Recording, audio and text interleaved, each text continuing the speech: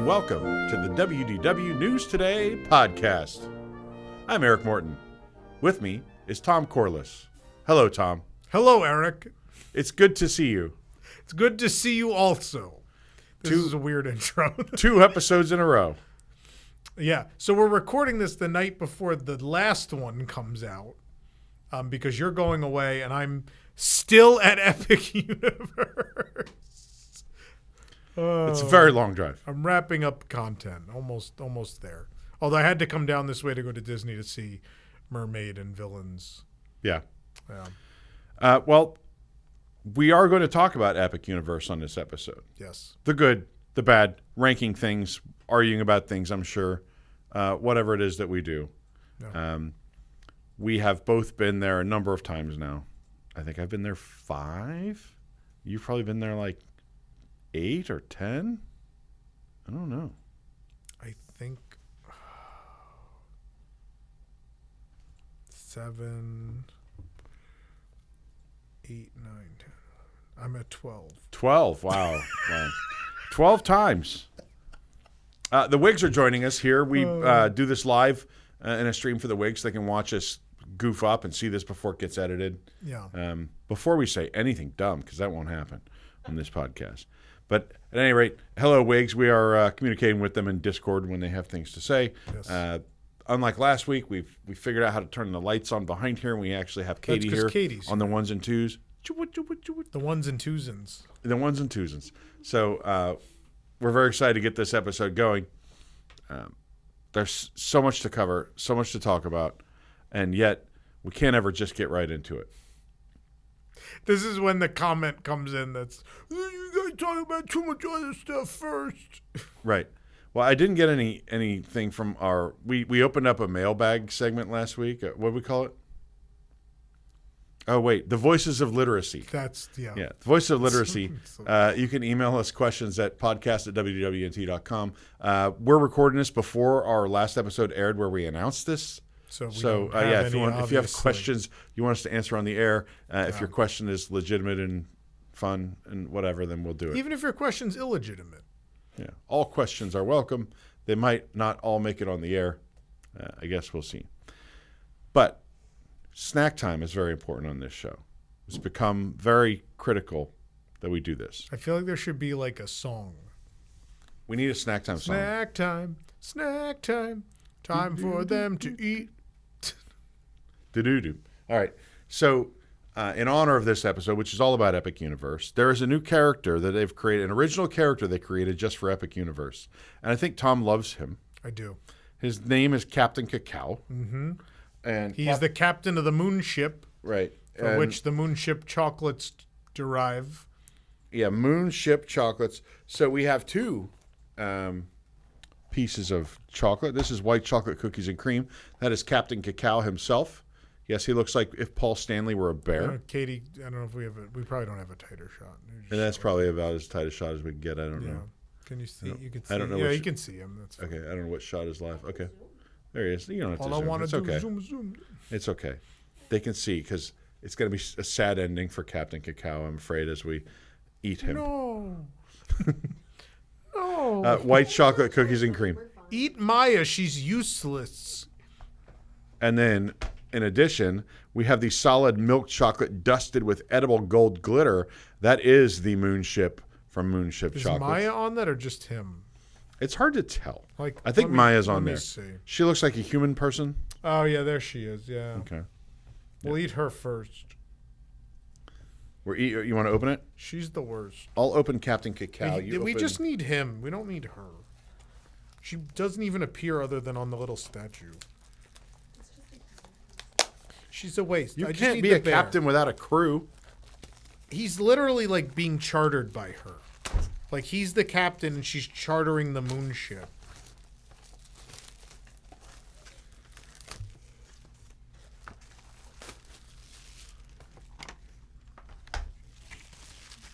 Oh, there's a protective plastic that makes a shape over them. Oh. That's cool. Now I just have like a... This is actually... What's funny, this is thick plastic, Yeah. You could use these as molds. You want a Captain Cacao mold? You can make, we're going to keep these. Yeah, make some They're hard Captain plastic. Cacao Jello shots. They're hard plastic. Yeah. You could make molded chocolate of these yourself. I wonder if that's the intention. That's really great. I don't think it's the intention. I think it is. It's much thicker plastic than you'd usually find in such a thing. So are we eating that one first? Eat Maya first. Eat Maya. Or her balloon. Do you have a knife? No. You just got to break pieces. This feels like it's not made of chocolate.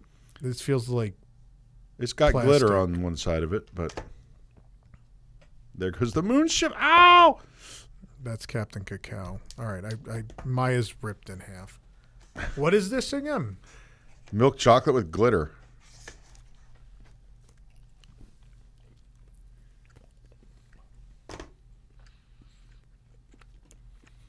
It's like eating a layer of plastic over chocolate. It's terrible.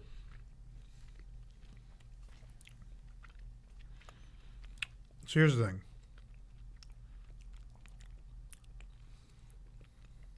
The food at Epic has been incredible. Mm-hmm. Universal's chocolates are generally not good. I've had several things from that candy store. Some of the bag stuff is all right. The cookie I had from the case was no good, and these are... Ugh. I think it was like $12 or $13 too. These are expensive. It's bad. It's very bad. On a scale of 1 to 7, I give it like a 2 tops. I'm with you on that too. And I hope there's not a bunch of glitter passing through my body over the next few days. Captain Cacao, eat his feather? Leave his feather intact, or you want to just maul him? We can make you another one. He's upset. He's crying. Here's his feather. Oh, good. He's not damaged. Correct. And this is white chocolate cookies and cream. These are bad.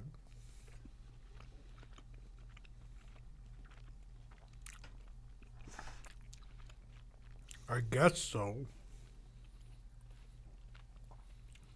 It's less offensive than the other one. It's still not very good. 2.1? A 3, I guess. It's These pretty are bad. terrible. These are bad. Why'd you buy these? I thought it would be a fun segment. And I wanted you to have the molds. Here, Katie, would you like... Katie can eat them while she's running the show. Yeah, I'll so do that. They're really good. You don't have to pick up the garbage now. We can do it after the show. Policing the table.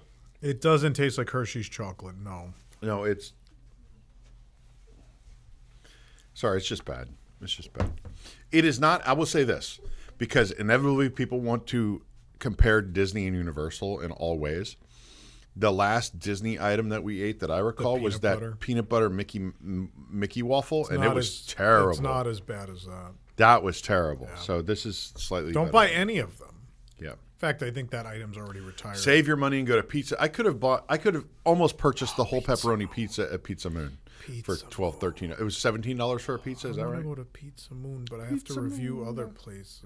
When the moon hits your eye. All right. So the other thing before we get into it is we're going to do this whole segment like an episode of Hot Ones. So we're going to start. I got the Hot Ones Pringles. There are 3 levels of Hot Ones Pringles. We talked about this before, but I did it. So This used to be a company based on Disney, and now we went from Universal and now all the way to Pringles. Okay. So at least we used to focus on just Reese's. These are the Barbacoa Los Calientes Pringles Hot Ones. So this is the lowest? These are the lowest. These are. How do you know it's the lowest? Because I looked up the Scoville ratings. This is between 1,800 and 2,000. One? Yeah, sure. I mean, I've had these. These are not going to do anything to you.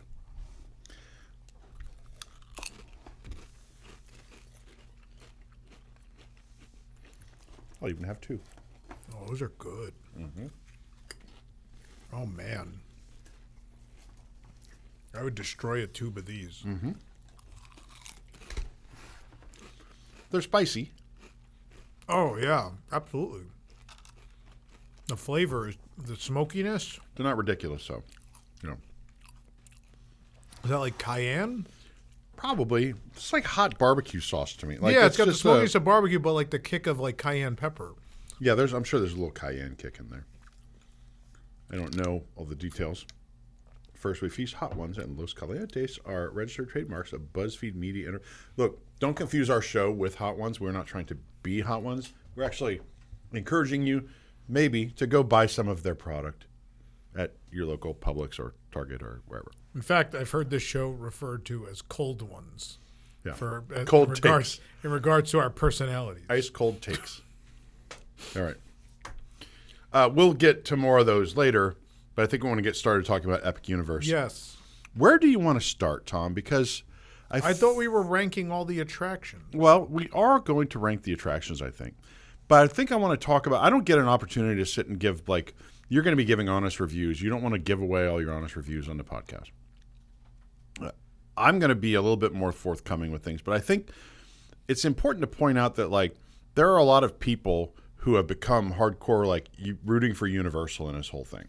Not because they love the company, right? Universal they're owned by Comcast, who's more than once been voted the most hated company in America. So unpopular, in fact, that they changed the name of their cable product so that people didn't know it was Comcast. So they became Xfinity. The way that Charter also was one of the most hated companies and called themselves Spectrum now, it's the same thing. They're big. If you think Disney is this big company, Comcast is about 35% bigger than them. I think people have thought of Comcast as Universal as this kind of punchy underdog that they want to see knock Disney off the throne. Comcast is the big gorilla in the room. They're much larger than Disney in terms of revenue. But in the world of themed entertainment, I would say Disney's Coca-Cola and Comcast is Pepsi, or Universal is Pepsi. Is that fair to say? I would say. Look, there are people that like Pepsi Although more I will than say, Coke. I more often like to go to Universal than I like to drink Pepsi, so I don't know if that's fair. That's fair. Pepsi's disgusting. Well, I think that there are people that only drink Pepsi and people that only drink Coke. There are very few that drink both. I'll drink whatever. I prefer Coke.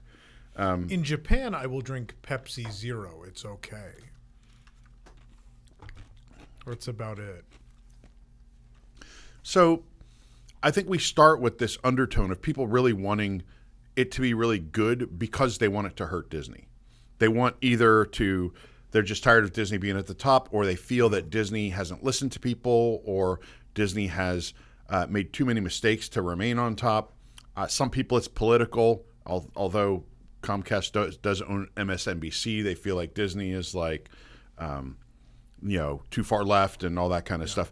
And so there are a number of reasons why people are rooting for Universal to do well. Me, I'm rooting for it to be good because I think that it makes it better for everyone when everybody has good product. It drives the industry to try harder. Right. It drives the industry to try harder. And I think that is at the root of why a lot of people are doing this. Yeah. Look, I see comments every single day from people on our YouTube saying, I'm never going to Disney again. I go to Universal. They want my money more. Universal, I don't want to say better, worse, and all that kind of stuff. I would say it depends on what I'm in the mood for. Sometimes I want Italian food. Sometimes I want to go out for steak. Sometimes I want Mexican food. Yeah. Whatever. And I think Universal scratches an itch that Disney doesn't scratch. Now, for some people, it has to be all in, one or the other. Maybe that's because economically they're only going to be able to afford an annual pass to one or the other, or take a vacation to one or the other. And I think Universal fits into different seasons of life more specifically than Disney. I think Disney's kind of a lifetime arc, where Universal has a very strong presence with a certain age group of people who, for better or worse, have been willing to accept varying degrees of quality throughout the life of Universal's parks. I will say some of the best things I've ever seen in a theme park have come from Universal. And some of the worst things I've ever seen have come from Universal. The Fast and the Furious Supercharged. And Rip Ride Rocket. Two just terrible attractions. Yeah. But you look at what they did, even going back to Islands of Adventure, I think one of the best queues, one of my favorite queues, Dueling Dragons, was great. I think Poseidon's Fury was fantastic. Island's a beautiful park. I think Islands is a beautiful park. My favorite thing to do at Islands, go to the water's edge at each island. And it's just always a really cool. Some of them it's a little hidden, and there's little details along the way, but the view is always super cool looking out at the other ones. Yeah, and there are moments where you're like, oh, they really get it here. Yeah. They really figured it out. Then and you ride the ride, and you're like, oh. But no, there are some great rides at Islands of Adventure. There are. Spider-Man is still one of my favorite things. Look, ever. Spider-Man, Velocicoaster very strong. Yeah. Hagrid's very strong. Yeah. There are some real highlights there. Forbidden Journey changed the industry. Forbidden Journey changed the industry. Yeah. The Kong animatronic is fantastic. It's very cool. You know, there's a lot to celebrate. Yeah. Universal, not as much over at Universal Studios. I feel like they've really made some really, really bad choices. If only that park had the Ministry of Magic ride and all of Super Nintendo World. Man, that really would make that park great, Eric, wouldn't it? Yeah, it would. Man, I wonder if that was the plan at some point. Yeah, it was. But instead, what you got is a baggage belt ride. You got the worst reskin of any land I've ever seen in DreamWorks Land, which is probably the cheapest land I've ever seen. That's pretty bad. The Shrek, I will say, I like the Shrek Swamp. Yeah. It's clear that got some money. And then the rest painted really flats for everything. The rest really did. The rest, it's one thing when you use painted flats and Pizza Moon to be like charming. It's an cute, art style. And it's another thing when you make that actually the entrance to your land or to your roller coaster. So I think the baggage belt ride, Fast and Furious Supercharged, all of DreamWorks Land, really bad. Really creatively there's no way that the creative people were happy with that. I think they just had to deal with whatever that they were allowed to do. Yeah. So under that backdrop, you want to know how Rush? Epic Universe. You want to talk about this? Okay. You know the Villain Con guns used to catch on fire when they were testing them? No, that sounds fun. They had to put buckets of sand while they were doing play testing. They had to put buckets of sand along the baggage belt in case the gun started smoking. I don't have a problem with that. If you're pushing the envelope so much that you're worried about things exploding, that's great. It would be a very that would make the ride way better thing, right? I gave you a gun that explodes. Yeah, it's bad, right? So a lot of these were developed while Epic Universe is being built, right? It was in an effort to keep those parks moving. Although everything new that Islands got was great, and everything that Studios got was garbage. Yeah, right. It was like the two, Islands. What is Islands of Adventure going to get on Hagrid's Magical Creatures Motorbike? Wow, that's one of the best story coasters ever built. What is Universal Studios Florida going to get? I'm trying to go in order. What did they get? Fast and Furious. With Fast and Furious Supercharged. Now what? Velocicoaster. Now what do you get? The baggage belt ride. Yeah. So I think there are people in the comments that believe Universal is cheaper because people assume that Universal is lower quality because specifically Universal Studios Florida is so bad. With the exception of a couple things in Universal Studios Florida, it is probably the worst major theme park in Florida. Are those few things Diagon Alley? Yeah, Diagon Alley I think is great. I still love E.T. Adventure. Oh, E.T. People like Men in Black.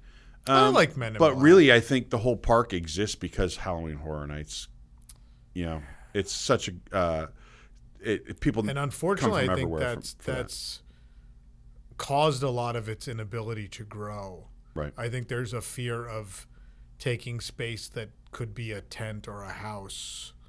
Yeah. And it's hurt them in a lot of ways. I think Villain Con's part of that because I know they did leave some of that building empty for them. Yeah. So they go, you know what? Why don't we get a blank canvas? And they acquired some land. Yeah. Not connected to the rest of Universal Land, which is old Lockheed Martin site. Yeah, old Lockheed Martin site. And they made big promises with Epic Universe. This will be the best theme park in the world. This will be much bigger than I mean, he literally said the head of Universal literally said the last time I checked, a universe is bigger than a world, implying that it would be somehow bigger than Disney World. I don't know, bigger, better, and Mark most Woodbury technologically. Also said his house was hippogriff. Yeah, he was his favorite Potter house was Hippogriff. I'm going to go off on Mark Woodbury for a moment. May I? Mark Woodbury would not be where he is currently if it had not been for the Wizarding World of Harry Potter. I may take a moment to learn some things about the only reason I have reached the heights I have reached is because we got the rights to Harry Potter. It is no secret that under Blackstone, they were nearly out of business. If it had not been for Horror Nights, they would have been sold to someone. That would have happened. And instead what happened was Horror Nights kept them afloat. Blackstone are the ones that signed the Harry Potter deal, and it saved them. It saved Universal Parks to the point at which then Comcast could take it from, or NBC Universal Comcast, whatever they are, could take it from Blackstone. But, man, to be that out of touch, to not know any, like, and we're not, look, I don't need him to be a Harry Potter super fan, but he should know the 4 houses. For God's sakes, has he been in one of their stores? Every store has the 4 houses on every shelf. Like, what is Mark Woodbury doing? Those 4 houses probably paid for his 4 houses. Yeah, right? Like, come on. I would be kissing every time I walked into a Harry Potter land, I'd be kissing the ground if I was Mark Woodbury. I'd be like, look at all I have because of this. There are people that don't know what we're talking about. On the live stream when they were the blue carpet event, they asked him what his favorite Harry Potter house was. What house he's in. What house he's in, and he said Hippogriff. So, look, I've said dumb things on the spur of the moment too, and Bob Chapek never said something that dumb. Yeah. Even Bob Chapek at least knew his IPs. I am having to look at what this bird is called. Katie put in the chat. It's called a Dirical? Dirical. Obviously. It's the blue bird. I like him. That is from the Cirque Arcanu. Cirque Arcanu. So, so he said that happened. It was a thing. The compilation of embarrassing things that happened during that blue carpet is pretty hilarious. But what I don't understand, Universal is a media company. And that was like, that opening special was one of the worst produced things I've ever seen. I was like, you guys have NBC. Like, what? Why is this not put together? Well, it had all the mistakes of the Disneyland grand opening in 1955, like cutting to the wrong places. And you watch that from 1955, you're like, oh, that's cute. Like, oh, that's, like, this is also incredibly hard to do a live broadcast of that scale in 1955. But it is 2025, and you are Comcast. Yeah. What are you doing? That's bad. No one knows which camera to... What is it, WDWNT production? Like, what are we producing? No, Katie, it's not a knock on you. Katie, this is 40 people in a truck as opposed to one person in a booth. Like, yeah, occasionally you're going to hit a wrong button. They have 40 people sitting there doing it who get paid hundreds, who get paid millions, or probably, I assume if you're producing live programs for Comcast, you probably at least make 6 figures a year, I would think. Yeah. Maybe even 7. Yeah, 7. Yeah, 7. I don't know, it was weird. It was a weird thing. Just look up all the TikToks and stuff on it. Because like, the park killed it. Like, don't get me wrong. Yeah. The drone show, all that was fantastic. The park itself did a great job. The production team on the opening show did not. Oh. Although, anyway. Yeah. Cody Rhodes did go on the blue carpet and said that Mario Party is a work. It's wrestling terminology. He said Mario Party's a work because someone will just, because they're, oh, you're my friend, here's 3 stars. Mario Party? Yeah. Okay. No, don't worry about it. I mean, I've played Mario Party, but yeah, it's not. I thought fair. he was trying to refer to Mario one of the Party's rides. Not fair. One of my favorite rides was Mario Party. No. Which, why wouldn't they have a sweet club that's a Mario Party club there? That'd be cool. I don't know what you do in Mario. I was thinking about this the other day. I love Mario Party, and it should definitely have some inclusion in the theme park world. I have a weird one. A hotel. A Mario hotel? A Mario Party hotel. where the plumbing's always bad. You need plumbers. The you got toilet's the green pipe toilet. Pipe. Yeah. Every time you go, You know what I thought though? What would be a good, maybe a future land of expansion there? They won't do it because they've already got Dark Universe, which is this kind of monsters. If dark you're going and to say horror Luigi's thing. Mansion, No, it's actually what's going to happen. no, Bates, the Bates Motel attached to the park. That would be so cool. Can I tell you a sad thing I've come to realize? What? I don't think that park will ever have a fifth portal. There are a lot of signs to me that they don't ever think there will be another portal. Like planting grass on the No. portals. Like the Chronos doesn't have room for another thing on it. I mean, they could get rid of the Chronos and no one cares. Like, no, I'm not saying The that mean. Chronos I mean, doesn't have room it's for not another thing. It's The Otherworld's mercantile sign also does not have room for another thing listed. It has the other 4. There's no dead space on it. You'd have to change the sign. People are not yet nostalgic for the Chronos. They could replace it with a bigger Chronos. Look, the park, for a park icon, it looks a lot like the other portals. It's not super imposing. Like, why not? It's like a bad version of the Arch. I like the Arch because it's a studio. right. The Arch makes sense. No, it calls I back like, to the company's history. I like the Pharaoh's Lighthouse at IOA. Yeah. I just don't like the fact that the lighthouse is outside the park. I think it's a weird. I don't like this. Our icons are at the entrance thing. I've never liked that. I think for the Arch at Studios, it's fine. I think the globe should be in the park, but that's a different thing. That's a different argument. But I love the lighthouse. I hate that it's out front. I don't like it. I think park it's a good icon should park always icon, be though. in parks. And that's not me picking Disney. That's just a design thing across the board for me. No, you're entitled to that. I think the Chronos as a park icon is pretty weak. I look, and you made an hour and 20-minute video kind of glowing about Celestial Park. Yeah.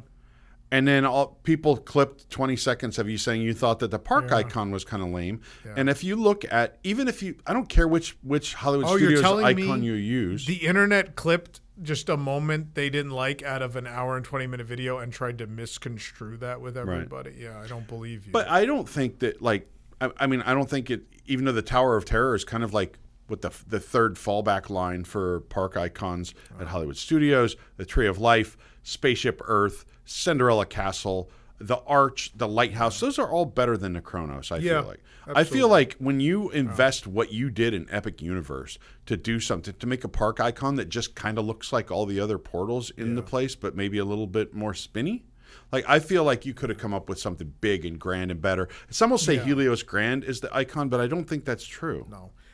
Here's the thing. I don't mind the Chronos existing as a story element. Like the Chronos being there, being like, oh, this is the portal in. Okay. Yeah. But then there should have been something that was like the power source. Like the Chronos could have just been your portal in, and then the power source could have been some version of that gold spinny thing, like sitting in the middle of the water or something like that. The placement of it then as an icon is odd too, because you think about any major theme park in Orlando. It has some kind of icon. Or if you don't want to use the arches, you use the spinning globe at Universal Studios or whatever. You can get a picture of you in front of the park icon. You can't really do that at Epic without like going 100 feet away, right? Because the park icon is so close to the front gate that it's kind of like... I mean, the Arch is kind of like that. Yeah, the Arch is a little like that. But I just feel like all those at Spaceship Earth, you can get your picture with Spaceship Earth and it can look cool. Yeah. Right? And I feel like at Epic, there's that one angle when you're inside the park leaving, they can kind of like, hey, get a cool picture of me in front of this park icon. But it's not the same. Something's off about it. And I think like the fact that there are better photo spots in the park, which for me is the Luna overlook. Yeah. Like you standing with the statue and the hotel is framed by the Arch. It's a way better photo op than the Chronos is. Like it's way more beautiful to me. It makes way more sense. This is an incredibly photogenic park. Yeah. This is a beautiful park with a million good places to take a photo. So, we don't have to focus on a park icon. I just thought it was a little odd. I thought, number one, it's an odd choice for the park icon. And number two, it's odd that after you gave Celestial Park a glowing review, far better than I had given it, to you when I told you my criticisms of it, that it was a little unfair for people to drag you for saying that, because I think it's true.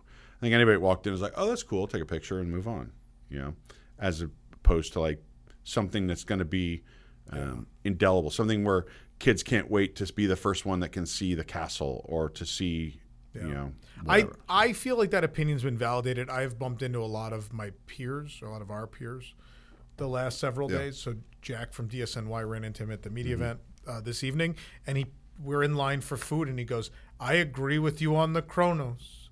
Yeah. I was like, oh, good. I was like, thank you. I'm glad I'm not alone in this. So people, I think you can love the park and still have a problem with things in it. And the Chronos is one of those things that I think is super polarizing for people. Yeah. I think some people love it, and a lot of people are like, it's a head scratcher for a lot of us. Yeah. I'm not saying anyone's wrong. It's an opinion. But I think when you have enough people on both sides of the argument, there's something to be said that it could have been stronger. Because if it was stronger, then less people would be on that other side. I think Celestial Park is stunning. Like, it's beautiful to look at. Oh, yeah.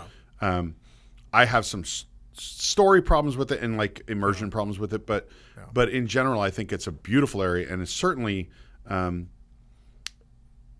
I think it's built for generations that are younger than us.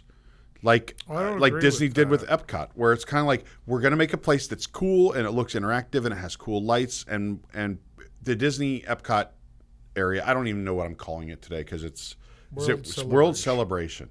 I think it's beautiful, and I think it's a good communal space, and it gives me good vibes when I'm in there, but there's something missing about it, and that's how I feel about Celestial Park. No, see, I think what's missing from the middle of Epcot is what they got right in Celestial, which is kinetic energy. Fountains blasting, waterfalls, seeing the Stardust Racer. I'm not saying Epcot should have an unthemed roller coaster in the middle of it, but there is constant movement. The Chronos is spinning, the water is flowing, the fountains are blasting.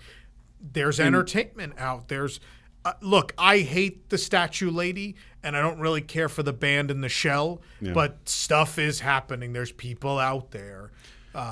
Yeah, I mean, they have that at Epcot. Activity. They have the season people doing the thing, but it's not. Nothing. I mean, Epcot, I think, was a miss, and I feel like Celestial Park is superior to World Celebration. Absolutely. Right? Absolutely. I think Celestial Park could take a few things from World Celebration to make it better, which is, I think, varying types of seating and shade that are high tables, low tables, Adirondack chairs, all this stuff. There are benches and planters to sit on in Celestial Park, but in general, it doesn't feel like a communal space. There's a middle ground between the two. You're right. Yeah. All of Disney's thought, when they revamped the plan, all of their thought was comfort. Right. It wasn't design and aesthetic at all. It was all guest comfort and functionality, which they nailed. It's just hideous. Yeah. It's hideous and dead. As opposed to Celestial, which is alive and beautiful, but is dysfunctional in many ways. Crowd flow-wise, no shade, not enough seating. Like, there's a lot of functionality problems. I think the two strongest, like, entrance areas that Disney has are Main Street USA and I like Hollywood Boulevard and I like Buena Vista Street. I mean... and DCA. Those are both kind of a similar vibe. They're different takes on the same vibe. Epcot has its charms, right? Epcot has a history going back over 40 years of memories that people have there, even though that area has changed a lot over the years. Oh. So to come in with something new is very risky to expect that I really have I can walk into Main Street USA. You don't have to tell me anything. You know what I mean? You don't have to explain to me you're at turn of the century America. Epcot's abstract. And so Main Street USA, you walk in, it gives you a hug. Like, been a long time, it's great to see you, and you feel at home. Yeah. And when you leave, you feel sad to leave. Maybe it's just because I don't have a lifetime of memories there. I don't really feel a lot in Celestial Park when I'm arriving or leaving.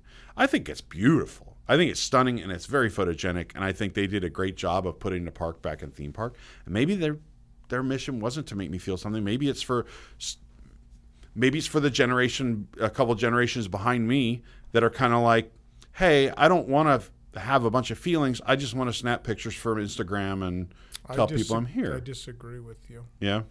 I think there's a lot of emotion. And we talked about Captain Cacao. That store interior is magnificent. That store interior is fantastic. It's the bow of a ship, and the clouds are going by, and he's this cute little bear in his hat, and he's sitting in this balloon full of star marshmallows that light up, that lift his moonship. Like, I love it's whimsical. It's whimsical and lovely, and it's wonderful. The store next door is kind of the opposite. Yeah. The big brick store, yeah. which is still better than the plain white garbage we've gotten from both companies for shop interiors. Yeah, yeah. But still pretty big box. You talk store. about spaces that are attached to Celestial Park, that are businesses in Celestial Park. Yeah. They knocked it out of the park. Yeah. Pizza Moon, Oak and Star, really everything except Astropub, which I think is kind of it's very bland in that. No, those individual spaces knocked it out of the park. Celestial Park as a whole is beautiful. Yeah, Atlantic. I mean, there's so much that they did right. Yeah. And I'm not, who am I to second guess it? I feel like the story is a little like, oh, there's Celestians and they've discovered portal technology, and like, you don't understand that by walking there. I've heard people compare this to a Cheesecake Factory. The missing link was the Streetmosphere, and they fired them. Yeah. They cut them before they got out of previews. We need characters to bring that space to life. Guests need to have a better understanding of what is going on. Now, I was during our VIP tour, they explained the backstories, and I love them. But there is no way in a million years you could walk around those stores and figure out what those backstories are. There are no details that specifically give you information as to what the story is. When you think about Disney, Disney Sea. Let's talk about Disney Sea, because a lot of people on the internet that have no idea what they're talking about have compared Epic Universe to Disney Sea. Epic Universe is like if you went halfway on Disney Sea. Don't get me wrong, the Celestial Sweet Shop, that interior is Disney Sea quality, top to bottom, no doubt. But the difference is in the details. And the Disney Sea, you find that first layer of detail and you're like, wow, that's really thoughtful. And then you realize that layer of detail has another layer of detail beyond it, and you're like, what? You're like, what? Where did the money for this come from? How did this get approved? What, like, huh? And then in Epic, it's the opposite, where it's a beautiful store and you have little hints of the story, which is, oh, there's a bear up there and he has the captain's hat. And then there's, on the statue outside, there's a woman with him. And that's all you get. As opposed to Disney Sea, where if you keep walking through the shop interior, there's levels of Aunt Peg's store, the Duffy store, is nuts. It has all these details of a general store. You just keep digging. You have like the postal, the P.O. boxes, and there's different letters, and you can figure out who lives in Cape Cod, and you get the feel of what the daily business is like in Aunt Peg's. Oh, I get it. It's the general store. Like, people come pick up their mail. They get things they need. They do this. They do that. Like, there's a whole story there, as opposed to Celestial Park, where it's a place, but it's an unfinished place, right? Like, like Main Street feels like a whole town. There's the barber shop, yeah, and there's a dentist's office, and there's a dance studio, and there's a bakery, and there's this and there's that. And I love Celestial Park, but it doesn't strike anyone as a functional place because it doesn't have those things. Yeah. It doesn't have, like, people go to Starbucks, but it doesn't have a post office. It doesn't have things necessary for life. Yeah. There's an Emporium. There's Santa's Workshop, a Starbucks, the big brick store, and then a chocolate store. And you're like, how could people live here? I don't see places people live. I don't see signs that people live here. No, but you could if you wanted to do a little bit more ethereal, you could, right? It's more abstract and it's more ethereal, and there's like, you're in the cosmos, you're out in the whatever. But that's not what they did. People are operating businesses. Yeah. So once people live somewhere and operate businesses, you have to answer why. You have to answer how and why. Why are they in Celestial Park, and how do they exist there? So I'm walking through now. This is a place inhabited by these Celestians. Where do they live?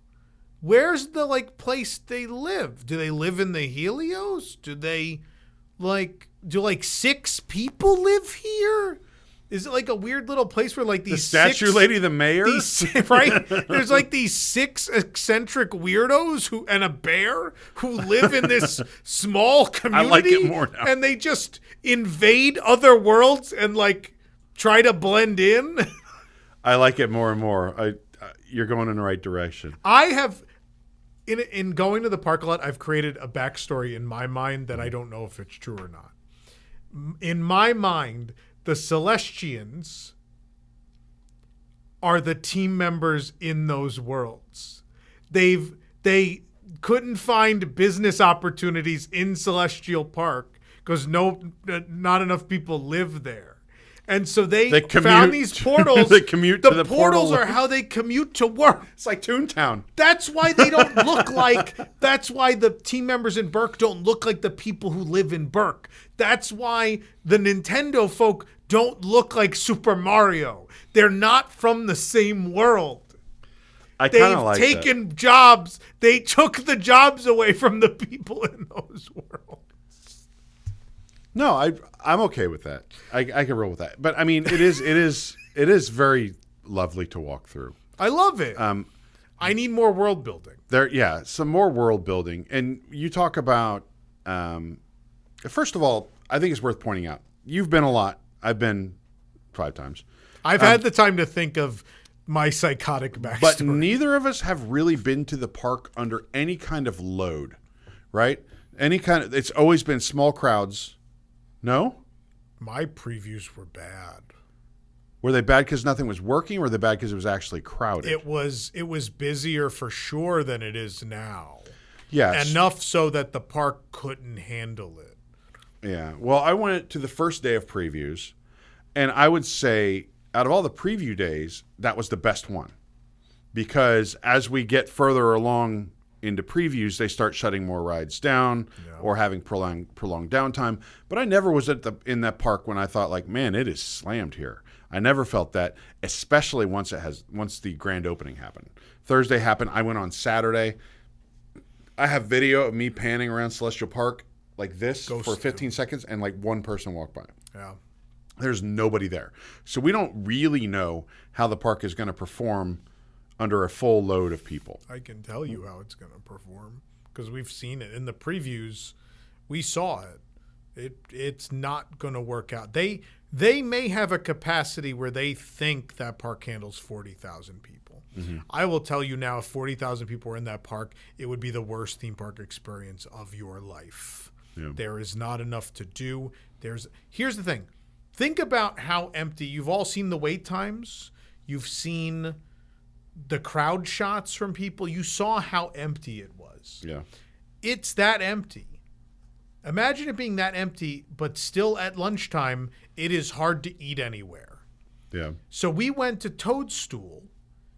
Was that yesterday? It was yesterday.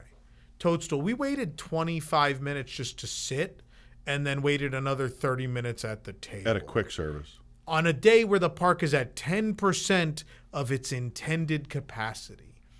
Now, I know it's early and they have to get up to speed. I don't know that I believe the infrastructure will ever get up to the speed they need to handle 40,000 people in that park as it exists today.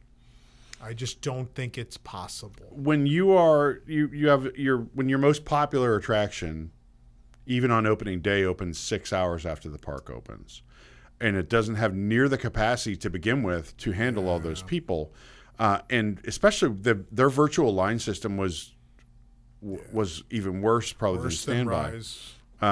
Worse than Rise, I would say.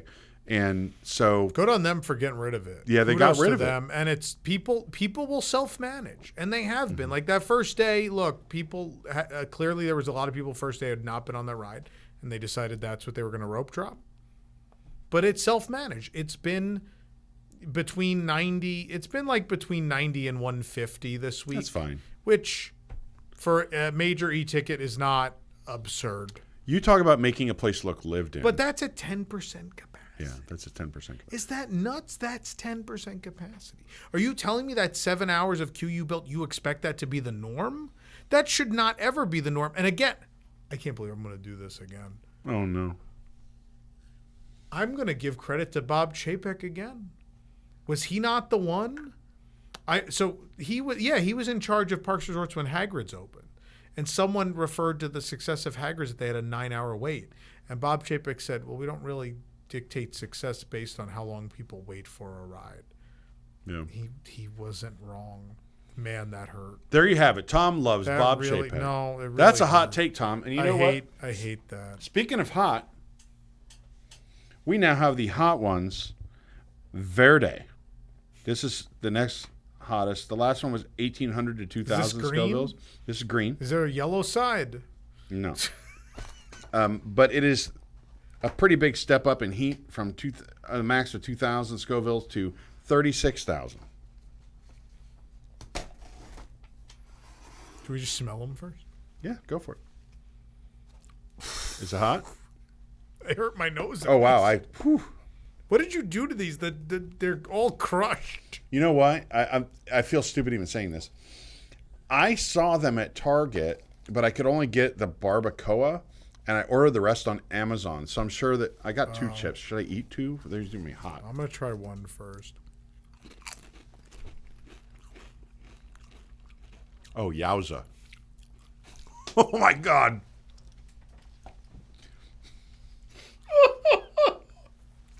Not the yowza. Yowza. It's good.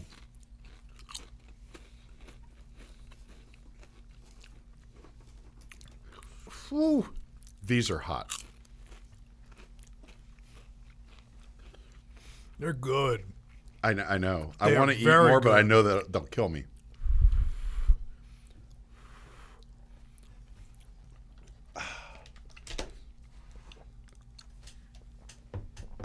There you have it. Damn. I'm not going to rank Sorry, them. excuse me. Are we rating those? I don't even know. They're both 7 so far. I love both of them. They're great. Thank you, That Pringles. is still burning. Oh, yeah. Right on the tip of my tongue. I want to say something about when you talk about a town being lived in. Because not just Wizarding Paris, or whatever we're calling it, Place Cachet, Place Cachet. I don't know. Um, I'm not French. but in the Ministry of Magic, when you go through the Metroflux and you look up at the offices with the ceiling fans going and everything, that is Feels a lived in. master class. But we'll get to that ride later. But think also out in the streets. You have the Yeah. jazz Oh, band, God, the students, the aurors. Like France feels alive. It absolutely feels It feels lived in. alive, and that's what needed to happen in Celestial Park. Yeah. My biggest criticism of Celestial Park, and you touched on it in your review, is Stardust Racers. A German company, Mach, built it. Presumably, they were just contracted to build a roller coaster and then go home, which seems to be what happened because nobody thought to theme it almost at all. They put up a steampunky comet. The ride vehicles are lightly themed, and everything else is terrible. No, the most immersive theme park where you go into Paris and you can't see anything you shouldn't see. Yeah, And you can't, and you feel immediately like you're there. And you go to Super Nintendo World, at least before you go back to Donkey Kong Country. You can see Helios from the ride, which I'll. But give you them go a in there pass on. and it is note perfect. Yeah. That creative people built with such love and care. And then you go to Stardust Racers, and it's offensive to creative people what they did with that ride. That is it. Look, you like that ride. I like that ride. I can't It's tolerate phenomenal. that I ride as love much that as you. coaster so much. I think I had a concussion years ago, and now a couple of runs on something like that is like, all right, I'm done riding a roller coaster for today. It happens to me. Great ride. Personally, I prefer Velocicoaster. I like the feeling of flying on Velocicoaster, that barrel roll and everything else. I realize Velocicoaster's gotten a little rougher over the last couple of years, but to have an exhilarating roller coaster where you go very fast and have these really cool elements, dueling coaster, and then to not theme it, like just put it at SeaWorld. Just go, why are you going to Universal? It kills me. Go to Busch Gardens. You can go fast and scream "wee" at Busch Gardens for a lot less money. How pretty the front is, the rock work. Yeah. And I'm like, oh man, if you would just continue that rock work in the back and had like a waterfall or two, like that'd be really great. No. And maybe use that to hide the back of other lands. The real downer for me is not that they went lazy with a roller coaster that's one of the biggest attractions in the park and visible from everywhere. Also, I don't like the paint job. The green and yellow looks like it's the 1980s. Doesn't matter. The real crime here is that it ruins Isle of Berk. The real crime here is that the entirety of the left side of Isle of Berk is ruined by Stardust Racers. Berk is such a beautiful and perfect land, and it has a couple major sightline problems that are, some of them are, look, I'm not going to nitpick it too much. Yes, you can see into Super Nintendo World from Isle of Berk. And yes, the show building and corrugated metal is not a good look. Wing gliders really suffered. It's such a fun family coaster. Yeah. So my friend, who is not a theme park guy, he's just someone who, his wife wanted to go to see Epic. Yeah. He's like, oh, I walked in, I was so stoked to see that there were like 2 roller coasters in this land I could go on. And you're like, no, there's only one. The other one's in a different land. They just didn't even bother to put up trees or bushes or a fence or a wall or anything. Yeah. They have to have just run out of money. They have to just said, you know what, we spent all the money in Paris. They had, I think, a majority of the money went to Potter and Nintendo. Mm-hmm. And then the other 2 lands were a fight. I am amazed that Dark Universe happened. I am glad it happened because I love Monsters Unchained with all of my heart. Yeah. It is a wonderful attraction. I'm so glad it exists. I like that the main thoroughfare exists. I love the Burning Blade very much. Yes. But you can tell by what happened to the rest of that they canceled. You can hear them running out of money. They canceled the show, and there were several other concepts earlier for what that land could have been. And then to land on, we're going to buy this off-the-shelf spinning coaster and theme it. And it just destroys the whole vibe of the land. Theme with what? Nets? It's hideous. Yeah. It's not a good ride, even if it wasn't there. They were better off having nothing. Like Superstar Limo. The park would be better if that thing just wasn't in it. Yeah. Even if nothing else was in that spot. From the hot ones? Yeah, from the hot ones. But I think really my biggest gripes stem from Isle of Berk. Right, I think another place that such feels a charming alive. land. The only businesses, characters, like it feels alive. Yeah, dragons everywhere. Yeah, there's water. There's roller coasters. There's flying dragons. There's the mead hall. Like, oh my god, like they knock it out of the park, and somebody made a decision. Cut the legs out that no one will care. No one will care. We'll save a few bucks. Like, wait, I've just put my heart and soul into this as a creative person. You do this to me. And think about when you walk into Berk and it is straight out of the movie, and then the minute you turn left, you're out of the movie. And I hate that such a beautiful job was done and then it was taken away. It very well could have been the highlight of Epic Universe. And I don't know about that because there's no like Untrainables, the e-ticket, and the other 3 rides are outdoor like.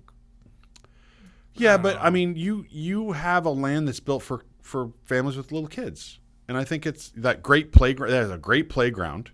Yeah. You have a fire drill, which is fun kid ride. You have the carnival ride, the Dragon Racer Rally, and you have Hiccup's Wing Gliders, which I think is just really a great roller coaster. Yeah. And so you have a land that has 3 attractions. Well, 4 if you. 5, I don't know what they're counting as. If you count the Toothless Meet and Greet, the 3 rides, and the playground, all as attractions, which I think your attraction is the show. Yeah, you have 4 and attractions. You have the show. So, but you have 12 rides. 3 of them are in the park, and 3 of them are in Isle of Berk, and everything in Isle of Berk to the right. 11 rides. Are there 11? 13 total attractions, 11 rides because there's 2 shows. Okay, let's count them because we're going to have to rank them. The rides are, I'll start in Berk. So we have Dragon Racer Rally, Fire Drill, and Hiccup's Wing Gliders. Celestial Park has the Carousel and Stardust Racers. Ministry of Magic only has one ride. There are 2 rides in Darkmoor, and there are 3 in Super Nintendo World. 11. Right? 11. Okay. So 11 rides. We're going to have trouble ranking them, but we have to do it at some point. My list is here. You already have the list put together? Oh, no. That's good, because that will give me, I could just rebut or say, we might have, our list might be the same. I don't know. Katie's laughing because she said butt.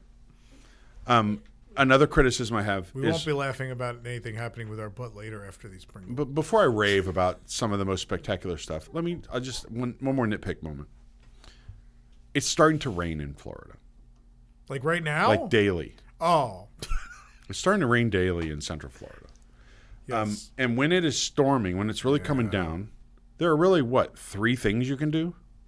You could do Ministry of Magic, which is going to have a $1 billion wait, Monsters Unchained, and the 2 and shows. Mario Kart. Well, rides. Mario Kart and the 2 shows. Mario Kart. I guess you could go ride the Carousel. Carousel only sometimes. It's been down for weather sometimes. It depends. Carousel, plus who has that kind of time? The 30-minute time to load onto the carousel and have them start. It's like the slowest loading. I love it, but it takes forever. So I'm concerned about what to do there during weather. Yeah. During heavy weather. And I think the park overall needs a couple more rides that are low tech, simple rides that aren't prone to heavy downtime from all the technology, right? So a boat ride like Pirates of the Caribbean type of thing, or an Omnimover, or some kind of old school dark ride, or something like that, just to eat people. There's no big people eater. They built an Omnimover in Nintendo and put it outside, uncovered. Huh? I get it. The kinetic energy of the Yoshi's going is great. I get that. But at the same time, you're building this park in Orlando, Florida. Now, if you have several other indoor rides, then I'm like, oh, okay. But you don't. You have a park that goes, over half of it closes if there's lightning in the area. Yeah. What are you going to do all summer? This happened to us Saturday. Happened every day this week. What were we in line for? Oh, Potter went down. Yeah. And then they said there's lightning in the area. We were going to ride, was it Stardust or was it? No, we were going to go ride. Werewolf. We were going to go ride Werewolf. The weather wasn't cooperating. So we went to Ministry, and Ministry went down. And then, but the weather cleared when we left Ministry, and we were able to go do stuff in Burke. Yeah. So, do you want to start on the list of the attractions and where you rank? You want to start at the bottom? Yes, What do you have at the bottom? Fire Drill. Fire Drill. I loved this the first time I went on it, and the water pressure has been very inconsistent. And I feel like the build. Imagine waiting like this during previews. This was always for us, our previews at least, 45 to 60 minutes. Yeah. Luckily, the time we waited 30 to 45 minutes, the guns worked. And so I was like, okay. It's a low capacity ride, though. It's pretty super low capacity. I was like, oh, that's pretty fun. Then we had Express the other day. We went and rode it, and the water pressure didn't allow you to hit the higher targets. And I go, well, the game doesn't function. I can't do half the things I want to do. And I get it. They're having problems with people shooting other boats, which is not the intention of the ride. The intention is to shoot the targets and then wet the people on the other side of your boat. Right. And it's a battle, and there's a winning side at the end. But people were shooting from the ride, at the beginning when you start coming off the boat behind you. When you start coming off the load platform, your guns aren't activated yet, so people were shooting you, and you had no ability to shoot back at them. That's not fair. And then the other day, I was mostly dry, but then a family on the other boat on a turn shot me. And so apparently, what I had heard. At this point, what I've heard is they're kind of running it in winter mode. So it's less wet right now. They want to see how people respond to being more wet or less wet on this ride. That being said, less wet allows you to hit less of the targets, which defeats the point of the ride. I think you just have to understand you created a ride where the point is to soak the people on the other side. People are only going to ride it if they're okay with getting wet, and you're just going to have to accept it. I think the boats are really like artistic and creative and cute. I think when you stand on that bridge and you can just see the whole ride from one spot, the footprint of that ride is tiny, right? It's another kind of off-the-shelf thing. This is another like amusement park ride. Legoland's had these, like these exist. Yeah, this is a very small ride, and you can see the whole thing from one spot. There's no intrigue. To me, as a kid, I would have wanted to go around a corner and into the woods, or you know what I mean, or into a dark tunnel or something. There's nothing there. But that's what I mean by like Burke got the benefit of the Untrainable show, which was a huge hit in Beijing. And then after that, they were like, well, what else can we do with not a ton of money? And they're like, what if, Universal Creative didn't sit down and create new flat rides. They just bought some. They bought the Dragon Racers Rally, which that ride system exists in malls. In the Nickelodeon parks and malls and things like that. I'm not saying it's not fun. We don't really have one in Orlando, so it works. It's fine. And then the water battle, or whatever what you want to call that thing, exists actually down the highway over in Legoland. They have a ride like that. Yeah. So, at least Hiccup has animatronics and it's fun and it has great moments. Like that's an achievement, and the show is great.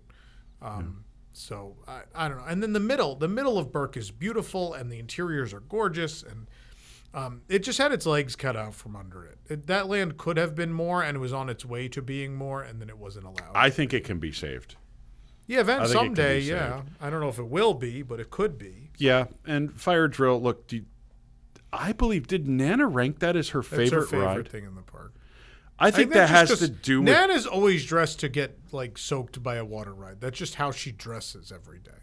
She's always in sandals and short shorts and a tank top. Yeah. She's the only one of us prepared for that at any moment. There's something to be said, too. I think a bunch of them wrote it together. It was a camaraderie thing. Yeah, it'd be fun, absolutely. And she wanted us all to do it as a group, and we didn't end up doing it. Yeah. It felt bad. No, I totally get that. I think... And when it... Again, the first time I rode it and the water pressure worked and you could see how the ride's supposed to function, I loved it. And then when I rode it and there was no reward for my actions and I couldn't actually achieve anything, it was infuriating. And I was like, it's too inconsistent. I can't give this a high rating. All right, what do you have next? Curse of the Werewolf. Curse of the Werewolf. Curse of the Warehouse. So this ride... Curse of the Warehouse. It's terrible. Should have been almost anything other than what it ended up being. Like you said, empty space, anything. Number one More critique. black toilets. Yeah. The netting all around this track. There are moments in this park where you're like, was this park built by the risk and insurance department? There's a lot of... You said that Saturday. Yeah. You said, this more than any park I've ever been to, you could tell the lawyers walked through it. Yeah, like every inch of it. Like you have this, and something even dumber, Yoshi's Adventure, which is like has a pretty aggressive lap bar for a ride that goes about 1.5 miles an hour. The intended audience can't ride it. Small children cannot ride it. Right. Yeah. Like you go to Magic Kingdom, it's I would most similar to the People Mover. Maybe People Mover is fully covered at all times. Yeah. And the People Mover goes about, I don't know, covers probably 10 times as much distance. Goes faster. And goes about 5 times as fast. Yeah. And it doesn't require a lap bar. Yep. But somehow they decided this needs a lap bar. Yep. I mean, it's ridiculous. But the Curse of the Werewolf, it's kind of a turd, right? It's a piece of garbage. Yeah. And I would like... There are moments, right? I think it has one of the best marquees I've ever seen. That wolf sign coming out of the cart. The cart. Is magnificent. And I like that little area. I like the load building. I like the little shop across the way. I like that.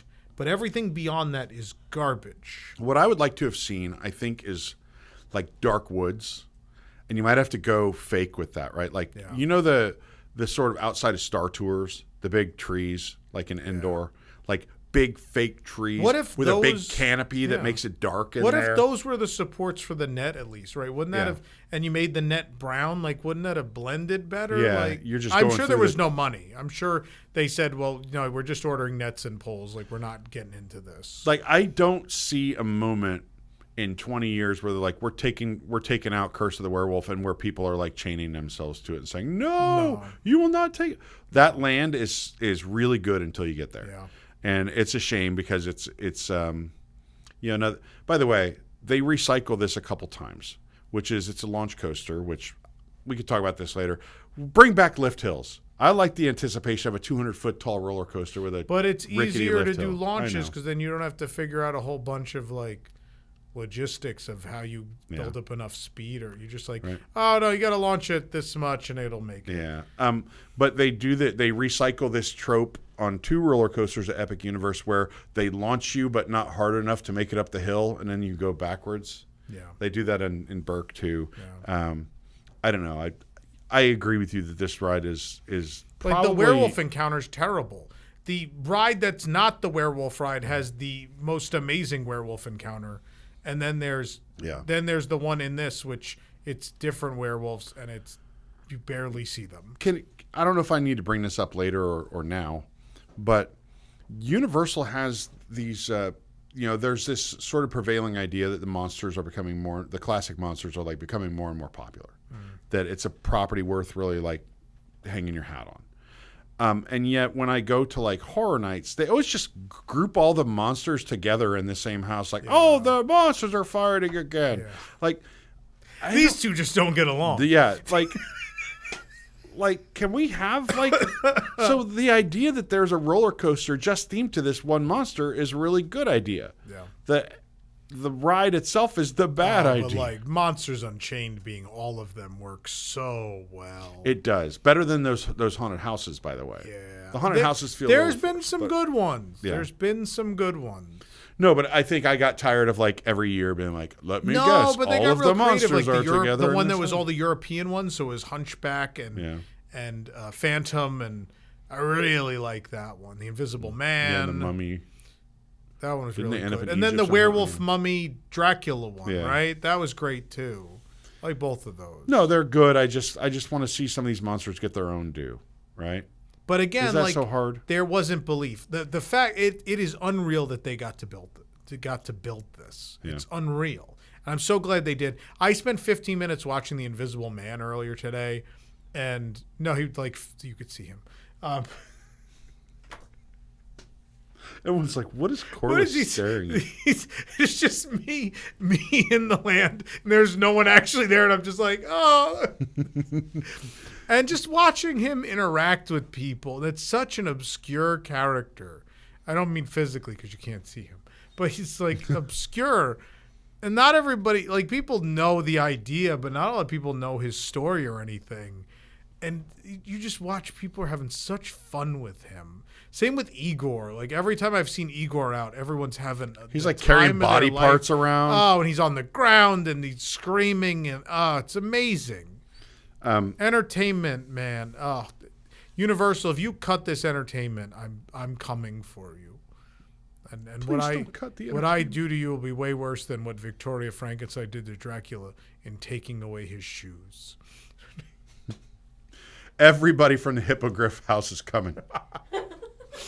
All the houses. Hippogriff, Dumbledore. Terra Luna. Terra Nova. Stella Luna. I don't know. Zonkos. We're all coming for you. But yeah, Curse of the Werewolf. It's a free spinning coaster. Little launch. It's bad. It's 30 seconds. I don't know. It's not very long. It's pretty short. It ends with a mannequin speaking to you. A mannequin of a woman. And it's bad. It's a piece of garbage. All right. What's next? Dragon Racers Rally. Okay. It's off the shelf. Not that it's not nice that one exists in Orlando. It filled out capacity. It exists. Do you know, I enjoyed this ride more than I thought I would. It's not bad. It's just... Here's my critique. We talked about this too. The ride when you're up there controlling dragon wings. Yeah. And I don't know, you're on wings gliding around in the air.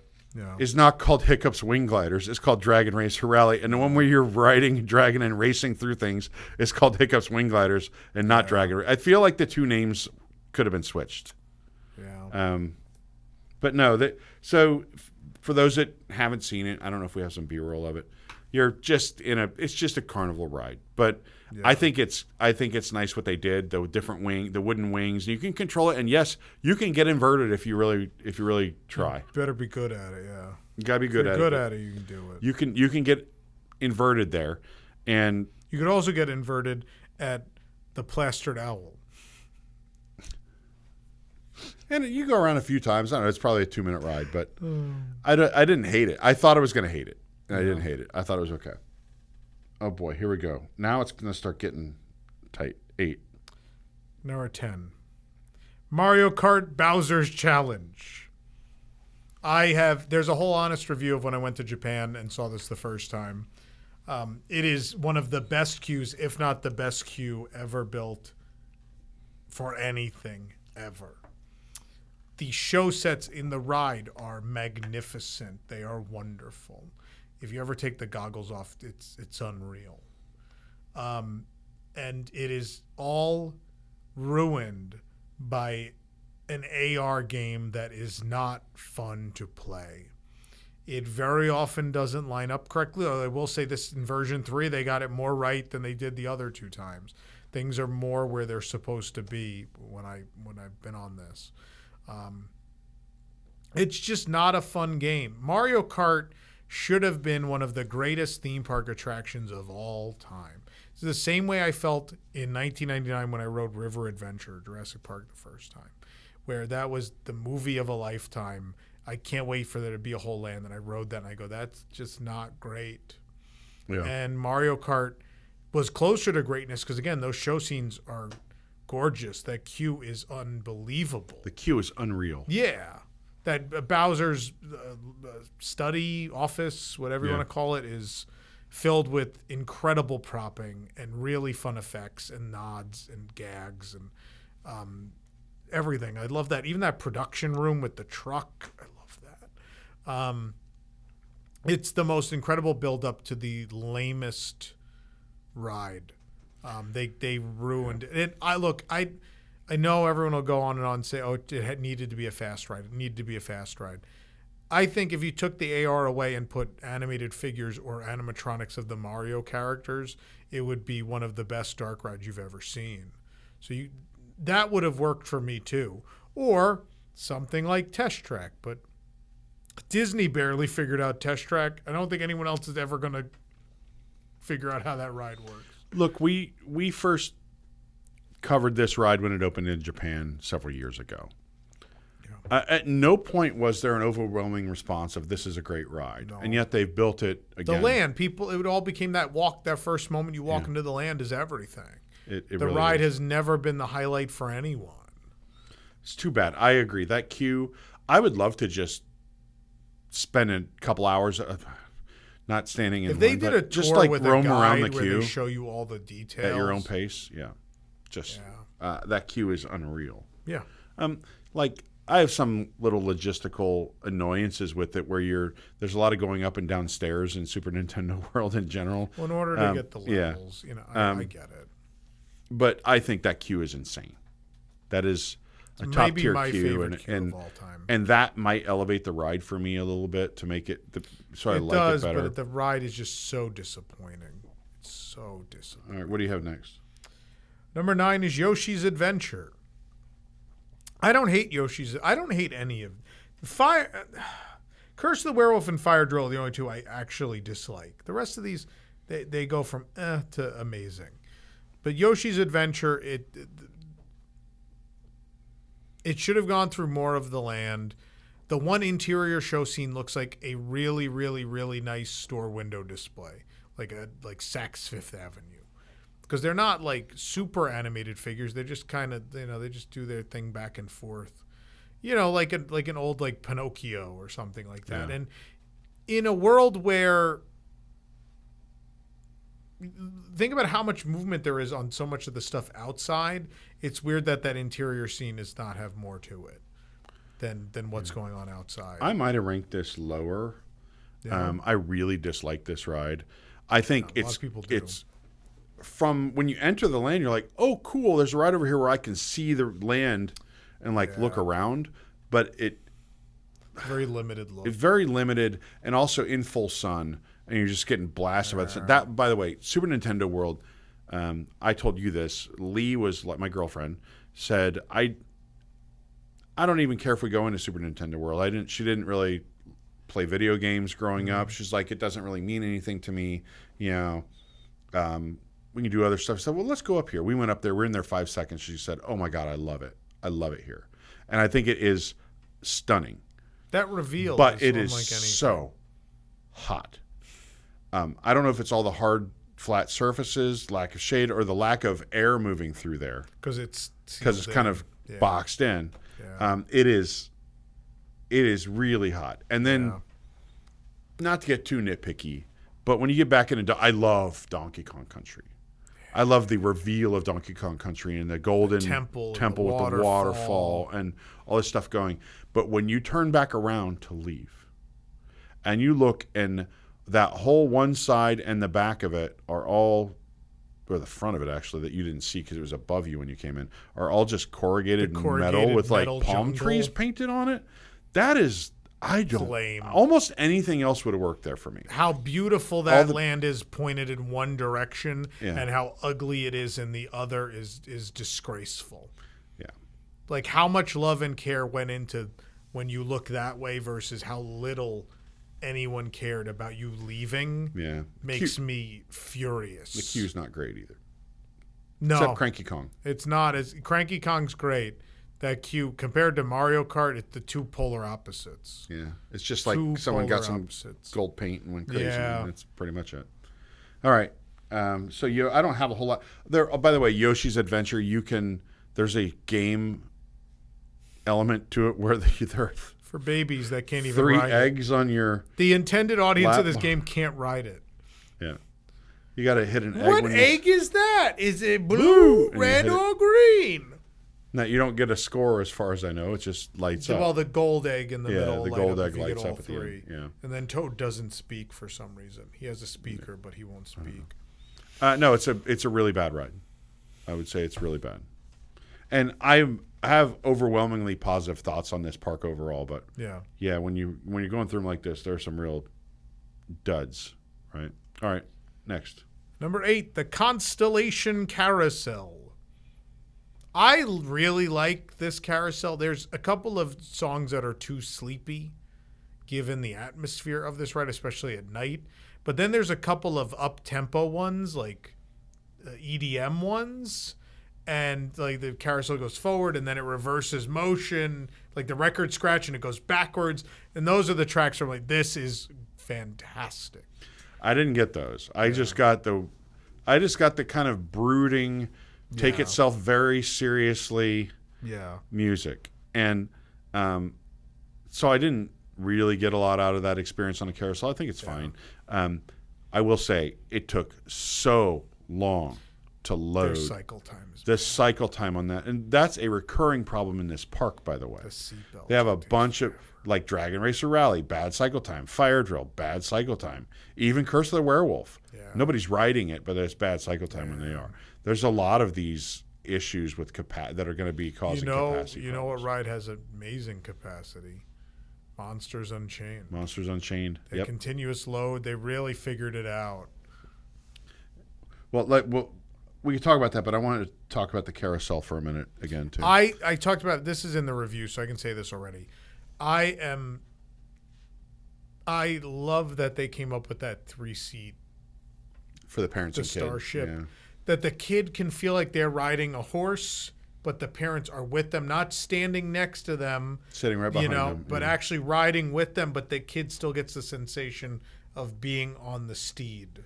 Even though there's not horses, there are other animals. But. I like they're depending on what time of day you're there, the way the sun shines through those glass. They're like glass panels that are the phases of the moon, I think. And it projects this color image down onto the pavement in front of you. I think that's really cool. I love that building at night. That building at night, and the reason I like it, I think those bulbs give it a sort of classical vibe to a modern, golden to a modern glow. Looking park. And I hate it. I talked about this in the review too. Those modern bulb poppy lights out in the garden, as you have this beautiful golden building. Yeah. Why did you ruin it with these modern, colorful lights across the lagoon? I think those lights look really good when you're up in your hotel looking down at a show where you see the whole park, all of Celestial Park, changing color at the same time. Those are good for that, but when you get up close to those, they look a little cheap or chintzy. But what are you going to do? It is what it is. Number 7, Hiccup's Wing Gliders. This is a very fun family roller coaster. I call it slightly better Slinky Dog Dash. It's slightly better because it actually has scenes. The scene with the 2 animatronics is great. Hiccup's okay, but Toothless is a beautiful figure, and same as the Mean Green one. But the first few times I rode it, Hiccup would push down on that thing to make it go, but the weights didn't drop down. You mean Toothless? The Toothless, sorry. Hiccup's a boy. Toothless is a dragon. But when he pushes down on that thing, he looks so excited. His facial expression looks so excited. And the first time I rode it, the weights didn't come down. Now they go. And now they're going again. So I think that's great. Again, major sightline problems. The soar over the water is phenomenal. The turn around under the bridge. Going under the bridge. Yeah, and then the sightline problems from the egg explosion scene through the back, going past a construction site where there's only one line of trees, so in a million years those trees will not grow enough to block the view of whatever's there. Just exposed track everywhere. It's a sightline. There's too much immersion breaking for it to be high on my list. A sightline disaster. Yeah. The experience of riding that roller coaster, I think, is so fun. It walks a perfect line between family coaster and a thrill ride, right? It's a launch coaster, but it's not crazy. You have some pretty sharp banks. Oh, yeah. But I would say it's a good mix of Slinky Dog Dash and Hagrid's, right? There's a couple of these set pieces like Hagrid's, a couple of launches, but not. Yeah, it's a baby Hagrid's ride. And I think. And it beats Slinky Dog in so many ways. I think it's a better coaster, and I think it has the right amount of scenes, real scenes, which Slinky Dog doesn't. But then it makes the Slinky Dog mistake of not caring about immersion. Yeah. You see so many things you should not see. Bienvenidos a Slinky Dog Dash. Please don't. Slinky Dog's a lot. You go a lot higher in the air, I feel like, in Slinky Dog. Oh, it's taller, yeah. Yeah, it's taller. But I think I'm more intense. Look, this is still it's built with a lot of love. I feel like it's and there is it's netting on this, but the netting ride. Is themed. Yeah, the netting fits. It doesn't surround you. It's mostly beneath where you. it goes over paths, and there weren't. Yeah, even above the water, places. There's netting. Yeah. But it's kind of in dragon wing type of it looks shapes. like the Vikings threw it up. Yeah. Yeah. I think that's a good way to do the netting. Yeah. And so I think it's a really charming ride. Kudos to them. I think it's great. Sightline problems aside, it's really, I might have it higher. It was Lee's favorite. I know 3 people who said it's their favorite ride in the park. So okay, continue. Number 6, the Untrainable Dragon. I love that there's live singing and dancing, and the puppets are unreal. The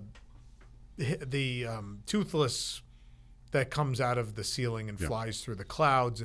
That whole moment is incredible. And then the screens actually become sort of the backdrop. You see he'll fly towards the screens, and it's like you're flying with him. Yeah. There are a lot of very cool technical moments. It's great to have live singing. It's great to have lots of dancers. It's great to have a show. Live singing. Who would have thought in a theme park? Yeah.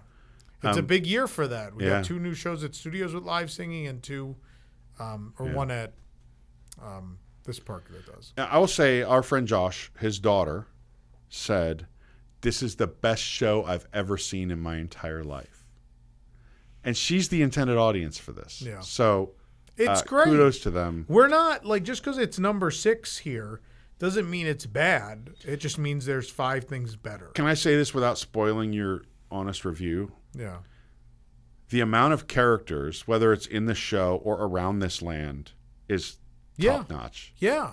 Oh, Gobber makes the place real. Gives you an emotional and Rough Nut, connection. Tough Nut, and Astrid, and all these dragons everywhere you look. Mm-hmm. And one of the longest queues in the whole park was to meet Toothless. I didn't get to meet Toothless. It's still bad. Yeah. It's been like the longest queue other than Ministry. Yeah, I mean, if you want to meet him, get there early. Yep. All right. Next. Number 5, Le Cirque Arcanu. I know you hate this. I hated it. I adore this show. The lead up going through the tents, the queue is super detailed, really gets you in the mood, and then the pre-show. I love the pre-show. It feels like it's the quintessential theme park pre-show with all the foreshadowing, and you're seeing and hearing things you're not supposed to hear, like you know more than you're supposed to know as the audience. And I won't give away too much, but there's a moment where a character comes out of the suitcase, and it's a big wow moment. And there's a lot of magic tricks in that pre-show that are going to get people. I like it had its moments, right? I think we got there very early, and because I went into this trying to know as little about each attraction as possible, I thought it was going to be like a theme park show. And when I think about that, I think of like Frozen Sing-Along or I don't know, Finding Nemo the musical, something that you're going to get comfortable. It's going to be this nice, long, entertaining show. I was not excited. So we go through the pre-show, we sit down, and I'm like, okay, there's our little introduction scene where they're doing some magic on the stage and doing a couple of, oh, cool, set change. That was really awesome. And then I did not expect the next scene to be the end of the show. I just felt like it was way shorter. It was like, not Fantastic. What's the PhilharMagic? It was like the length of PhilharMagic. Like, I thought it was going to be like a 40-minute show or something. I mean, neither of them are trainable. Like that giant theater, you would think it's going to be longer than 19 minutes. Yeah. Clearly, Disney and Universal have both decided that the American audience has no attention span. Yeah. Because the 2 new shows at Studios are very short. The 2 shows at Epic are very short. They're building these giant theaters for these shows, and they're not 30 to 45-minute spectacles. They're 19-minute. Yeah. You saw it Get Out. I would like to see it again and reset my expectations. I think you should see it again. Because I think I was just like, I felt like, did something go wrong? And they're just cutting the show short? The circus acts. And then I looked at the people I was with, and I was like, am I wrong, or was that terrible? And everyone was like, yeah, it was bad. And I was like, but then when I think about what I saw some really cool stuff, especially the set change. I don't like the first act. The second act, from the moment that happens, I love the magic of the beasts. Puppetry and sets. And that's always, the puppets are, the weight of my heart is always puppets, and like you hear the kids in the crowd like, ooh, and I'm like, that's magic. Look, I have on social media, I see it, universally adored this show. Yeah. And I don't know what it was that didn't connect. I don't know if my group was just not feeling it that day. It got me in the feels, like this whole emotional thing of, she doesn't have magic, but you do have your own magic, compassion. And the animal, she loves animals and he loves animals. And by the way, that's why I have this, because I love the beasts are my favorite. I love them. And the compassion part, it does connect. And there's sort of a through line there, because I talked to you originally before you had ever been to the park, and I thought, like, man, Celestial Park could be like, they could frame it as like your consciousness, right? Because really all these places you go to are different emotions and feelings. So you go into Harry Potter, the Ministry of Magic, and you're like, okay, it's about like mystery and intrigue, but also power. And there's the compassion message there in the show.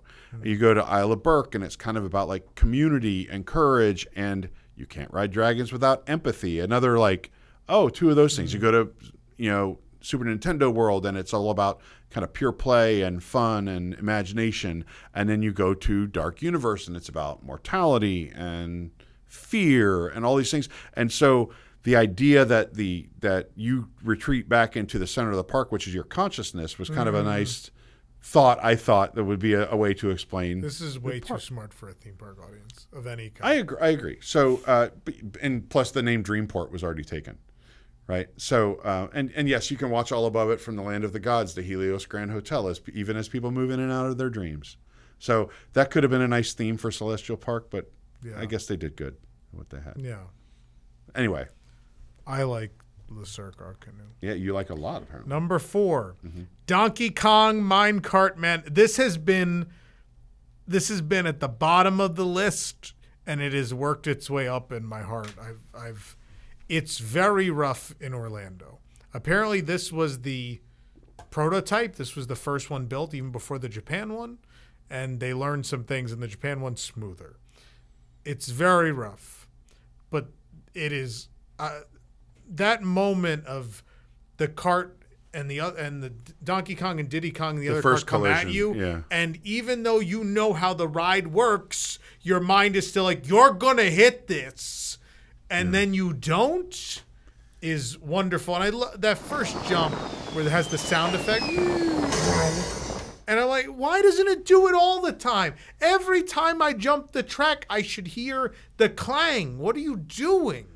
I did not expect to love this ride.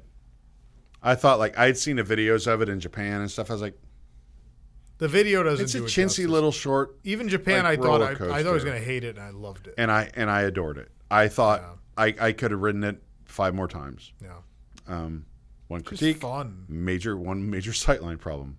Right as you leave the load station. I mean, a really bad, egregious one. The dirt patch. Yeah. My biggest problem is that they give away the ride system to you on that turn. Yeah, you see it. It goes that way and it's not blocked, so you see how the ride works.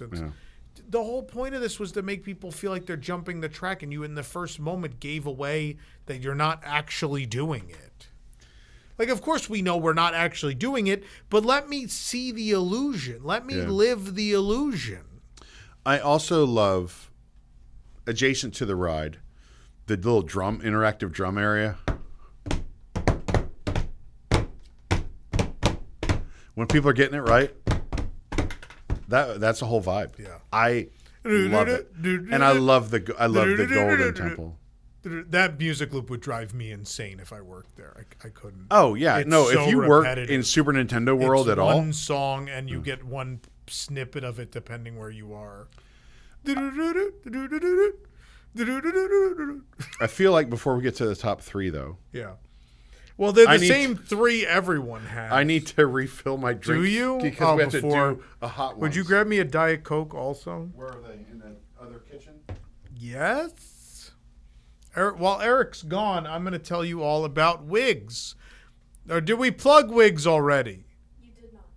Okay, WIGS is the WDWNT Interglobe Society. You could join at patreon.com/WDWNT. You get cool things like early access to this show. You get to watch us film it live. You also get discounted event tickets. We do have our event coming up, a glorious 3-day finale, a farewell to Muppet Vision 3D, including Steve Whitmire will be with us. He played Kermit the Frog for many, many years, and specifically in Muppet Vision, he portrayed Rizzo the Rat, Bean Bunny, and Waldo C. Graphic. He will be there along with several other luminaries from the Jim Henson Company, as well as several of the Imagineers who made Muppet Vision happen, the core of the team, in fact. So we're going to have, on June 6th, several presentations. You can stream those from home if you can't make it to the event. And if not, in-person tickets are available if you can make it, which will include an afternoon of panels. There's also an evening with a meet and greet and mixer where Steve Whitmire and all of those people I just mentioned will be signing. Steve, due to contractual obligations, cannot sign any personal items, though. I do want to warn you. He can only sign the event lithograph since that is for charity.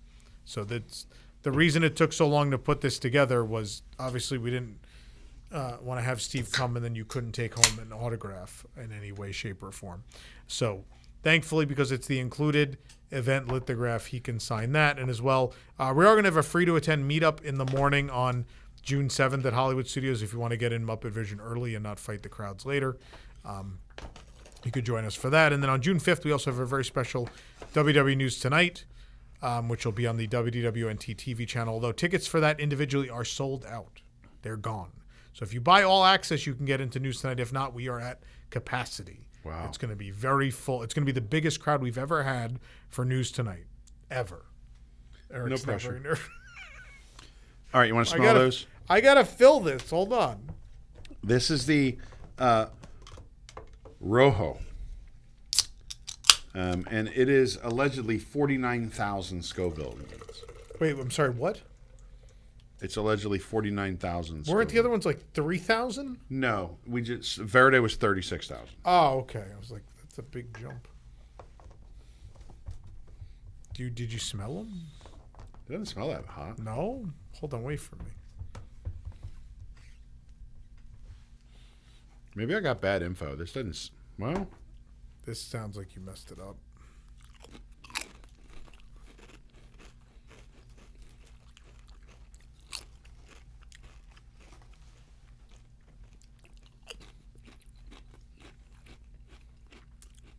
Oh, there it is.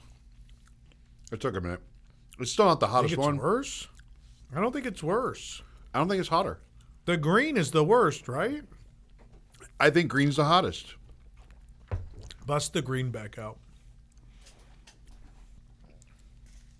Green is definitely worse. Not on Stardust Racers, but And green's the best.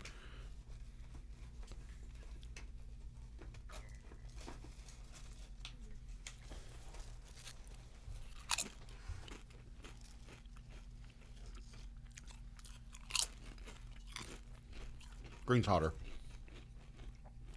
Right? Not even close. I thought this would be worse. I thought we would do worse. The green is super hot. Yeah, you had that mixed up. Well, you can't believe everything you read on the internet. Probably some clickbait site.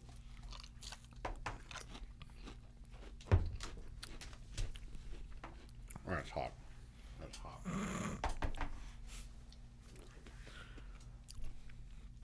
I thought we'd be like worse. Ooh. From the green you are. Number 3, Stardust Racers. I love Stardust Racers. It's an incredibly fun roller coaster. Eric, we already talked about the theme problems. I'm not going to get into it again. But still, like one of the most fun roller coasters I've ever been on. You got to do it at night. I like doing both. I like day and night. Bro suggestions. A good friend told me Yellow Row 10. I agree with that very much.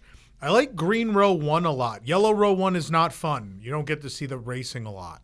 But Green Row 1, you still get to see a lot of racing.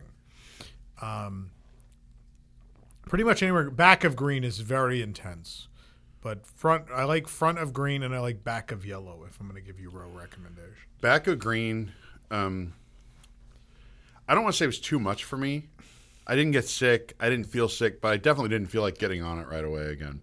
Like, I was a little bit like, all right, let's go do something different. Yeah. It was, I don't want to say it wasn't enjoyable, but I think I had read that Green was better, and I felt like Back of Green was not good. I thought Back of Green was I didn't enjoy it. I like Yellow better. All right. The team member said they're both the same. They're almost the same, but Green launches second launch into an inversion, which is more intense. Let me talk about that real quick. That launch,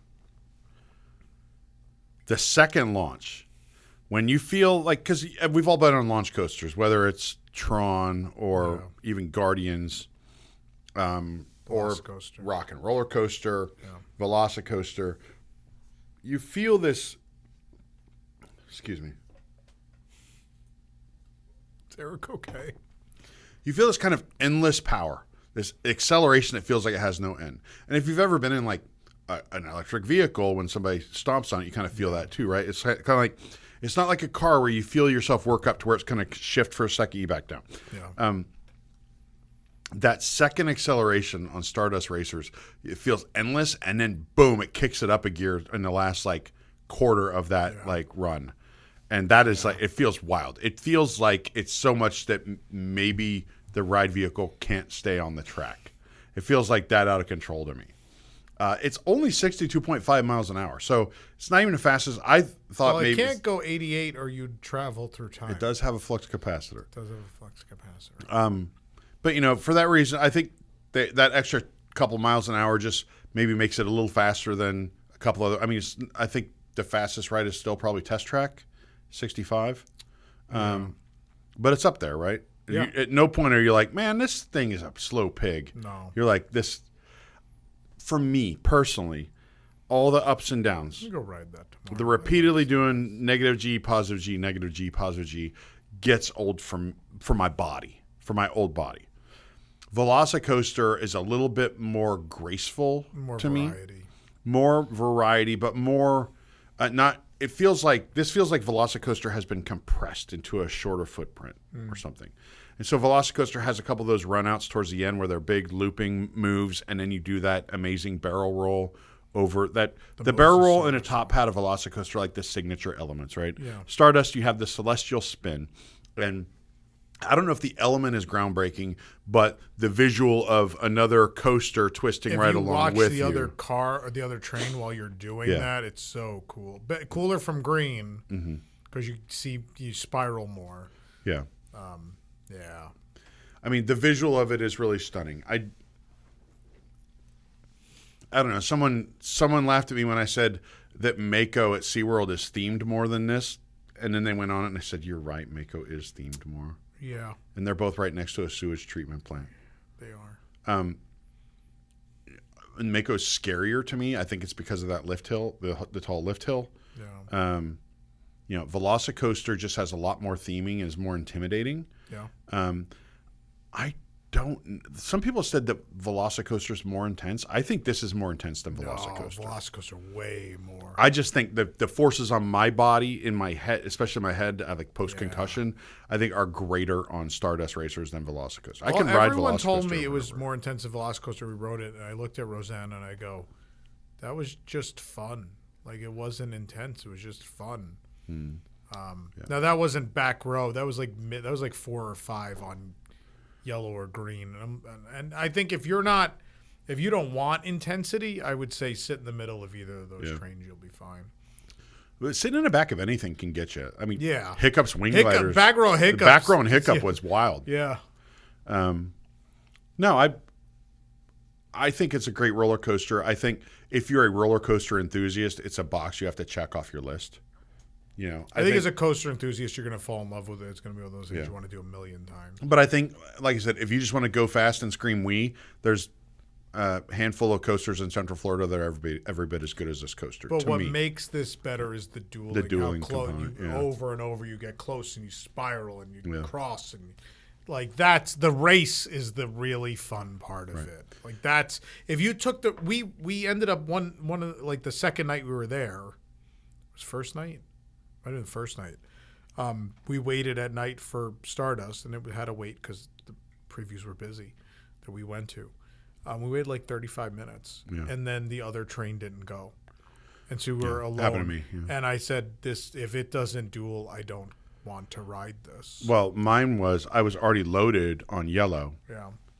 And then they unloaded us and made us get onto green because they were like, something's wrong with Yellow was having pre-opening. Yellow had a lot of problems. It's very consistent now. I will say, kudos to Universal. The park has been operating really well. Like they got ready in a big way. How they went from the disastrous previews we were in to how well it's operating right now. I am very surprised. Ministry is still a crapshoot. Ministry, there's always one, and I get it. Ministry, you never know. But for the most part, it really seems like, other than the weather problems, they've been doing well. We'll see what happens as we keep going, but they're having good days right now. Yeah. Number 2, Harry Potter and the Battle at the Ministry. Okay.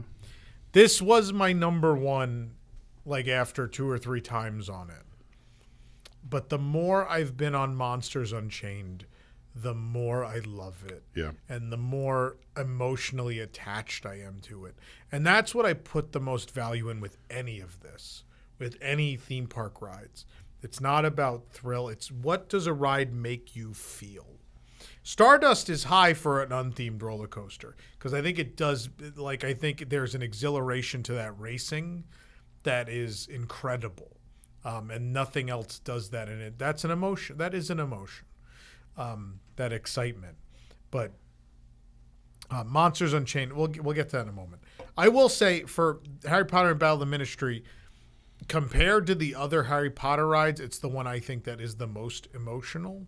I think it has a good story. There's an original character called Higgledy the house elf, who is, what's her name? Umbridge's house elf.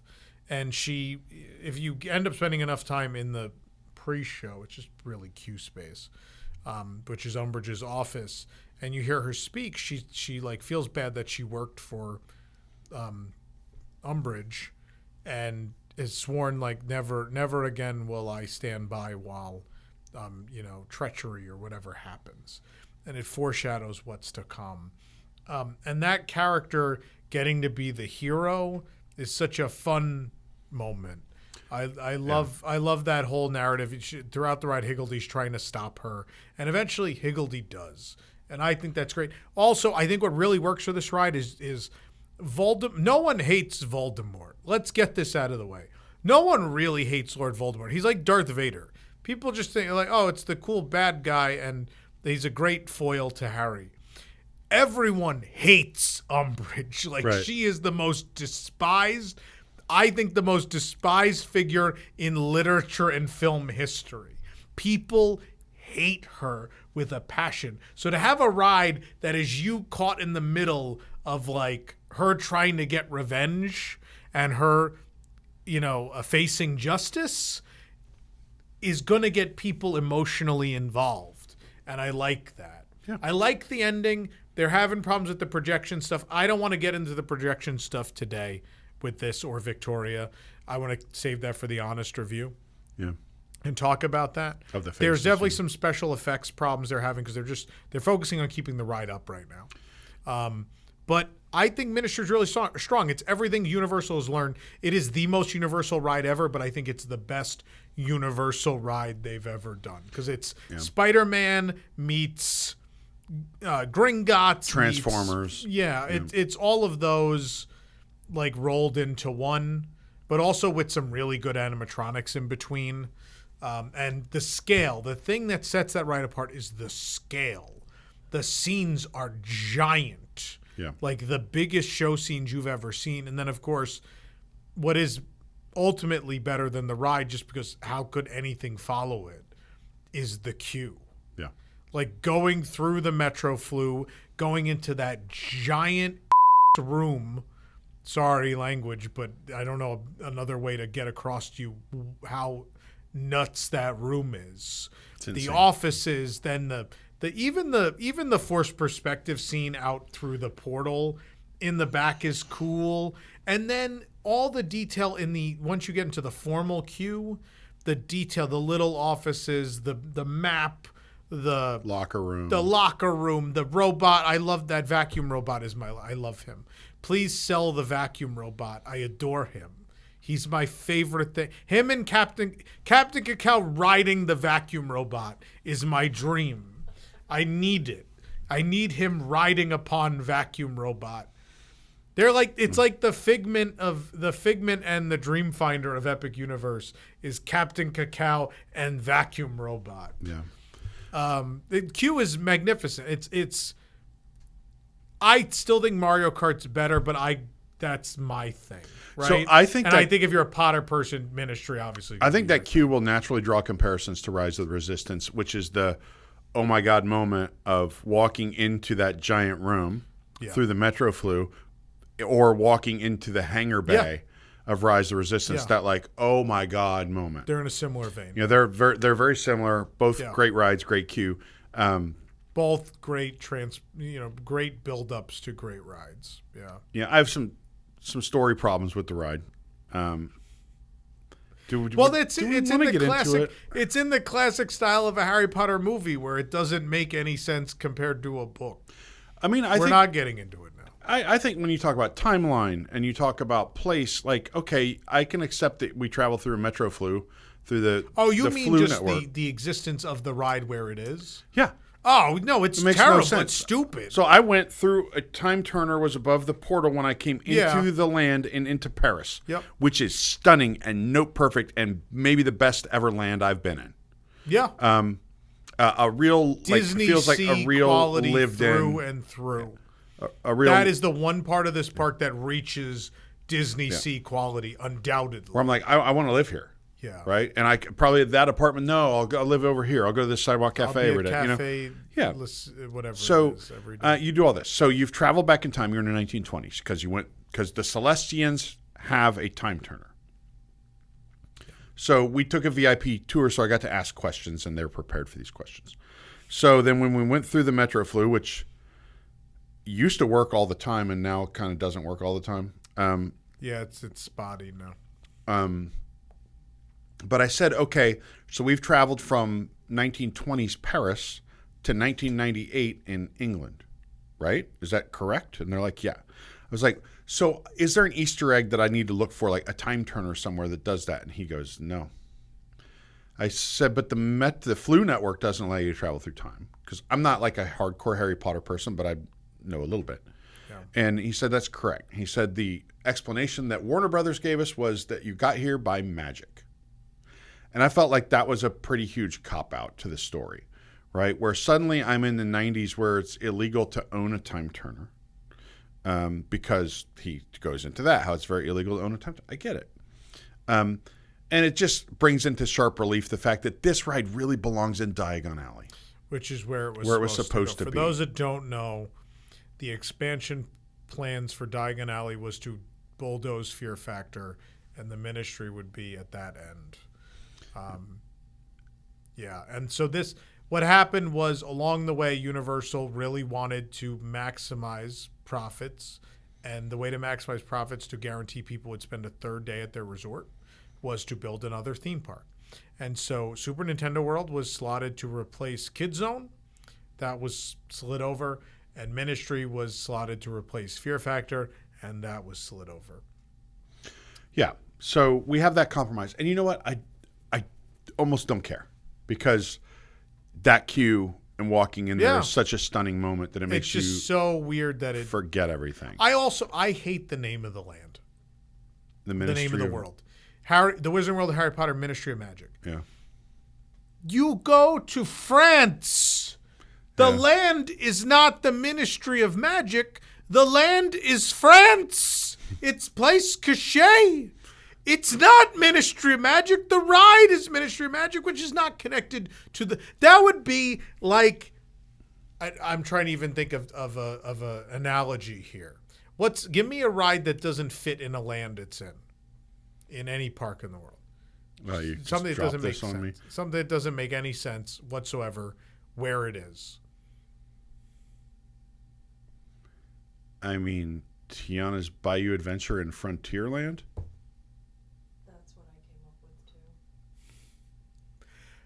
Not to be that guy, I'm just saying. Yeah, but then the problem is at Disneyland they changed. In Disneyland it works, but I'm talking about Magic Kingdom. But I guess it would be like if Big Thunder Mountain existed in a land that was called Bayou Country. Yeah. Right. Right. That's fair. That would be like as if you renamed our Frontierland Bayou Country. Sure. Yeah, that's a little bizarre. So makes no sense. And I also think because you that'd be like if Super Nintendo World was called Super Nintendo World Donkey Kong Country. But there's other stuff. Yeah. And it's not that. So I think if you were to go back to the drawing board with an unlimited budget, look, they already obviously had plans for this ride, so it's easier for them to just take the drawings that they had. And clearly they were very good plans. And make this. Because they were good plans. Like you had to do very good ride.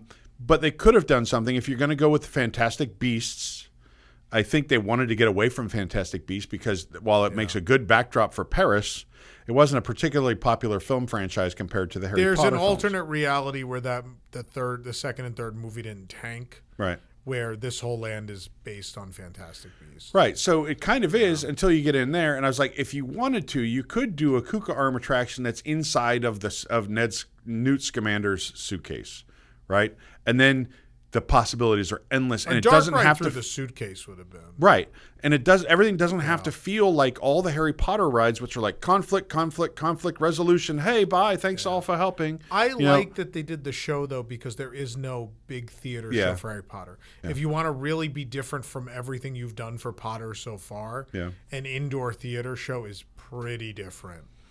Yeah, and like I said, I want to give that another shot because I was kind of not. Yeah, I think my expectations were way out of whack when I went in there. But you go into this, and by the way, if you watch videos of the ride, when we went on Saturday and we rode it 3 times, right? And Higgledy in the cage at the end when she's in the when Higgledy does the heroic moment is like way up high. You have to like kind of look to see. If you look in the videos though, originally that.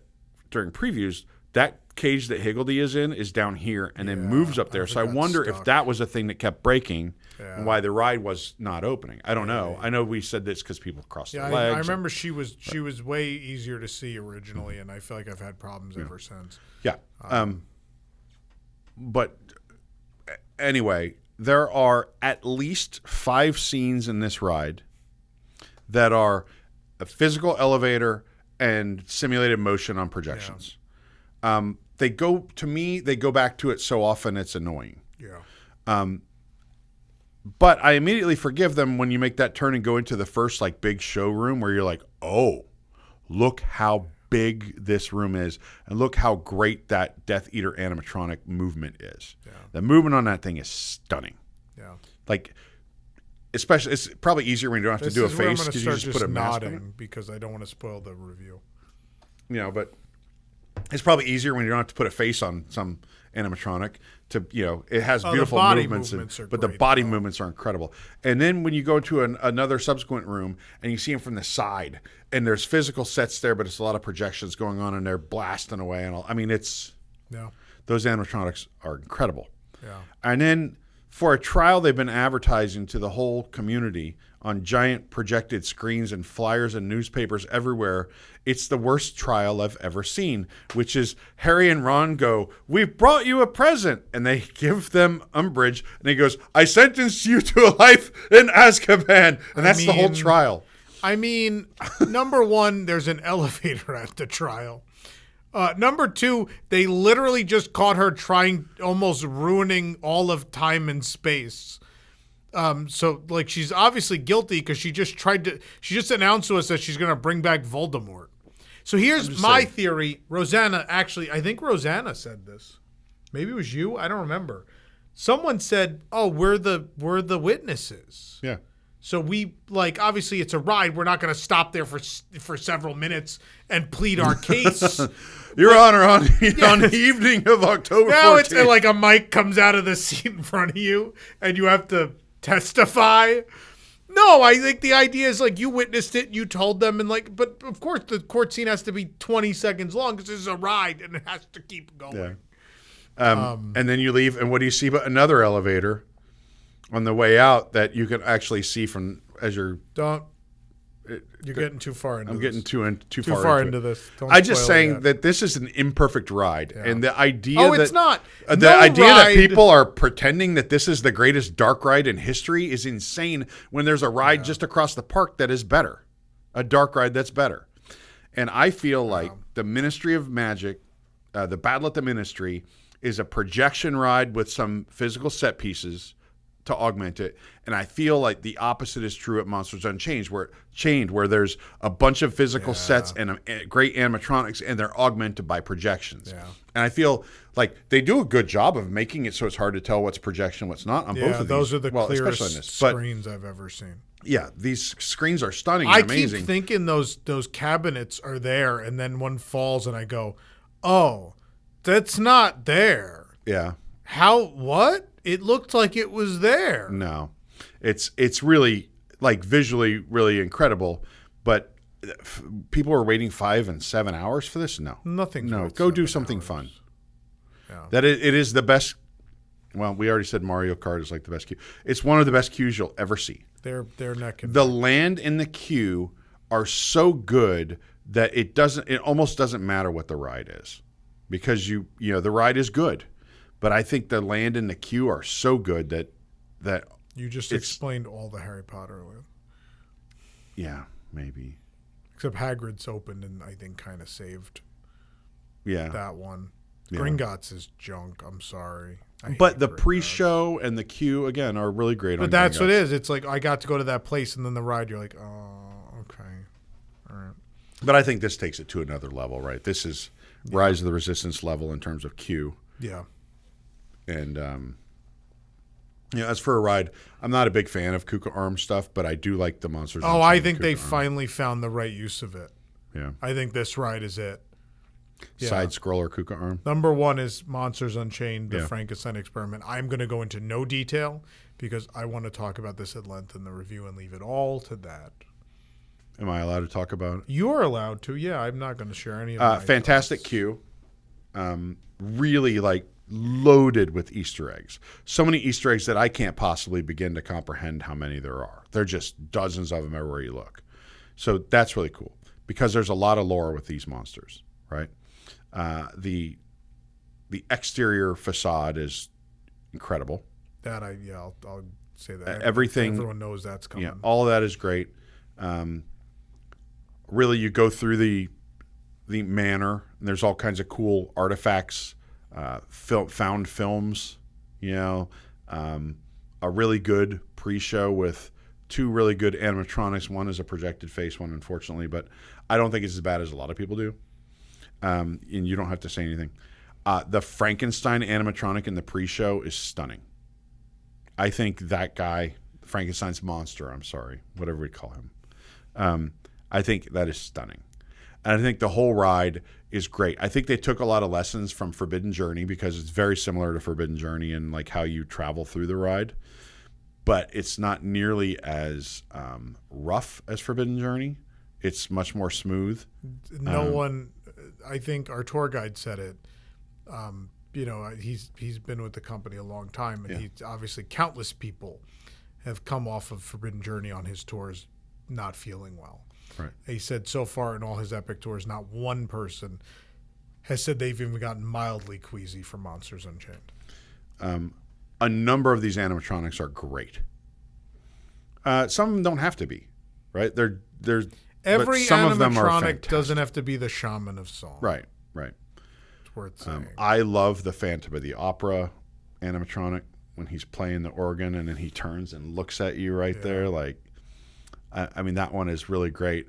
The one letdown is that I had heard that there was the creature from the Black Lagoon animatronic comes splashing up out of water. Yeah. And after riding this ride 10 times, I've never seen the water. I don't even know if it made it to the first team member preview. I don't know. Team members told me they'd seen it, but maybe... Yeah, or maybe they thought they did. I don't know, but it's very clearly a well he's in. Yeah. That is supposed to have water, and he's supposed to come out of it, and it's gone. And they've played with the lighting a little bit, but I think it's going to be one of those things where when they finally have the ability to take the ride down or they have the ability to cover him up and fix it, they'll come up with a solution that may be fog or maybe a video effect or something. Yeah. But sadly, my favorite monster did not get to keep his effect for very long. I'm very sad. If there's anything I'm sad I did not get to see. Yeah. One of the biggest misses of my career will be not seeing that creature pop out of the water. I wanted to see that so bad. There are so many good scenes in this. The werewolf sequence is amazing. And you can just raise your eyebrow and do this because I know you have a review that you want to keep secret. So many thoughts. This one might be 2 hours. This is... Katie's like, oh no.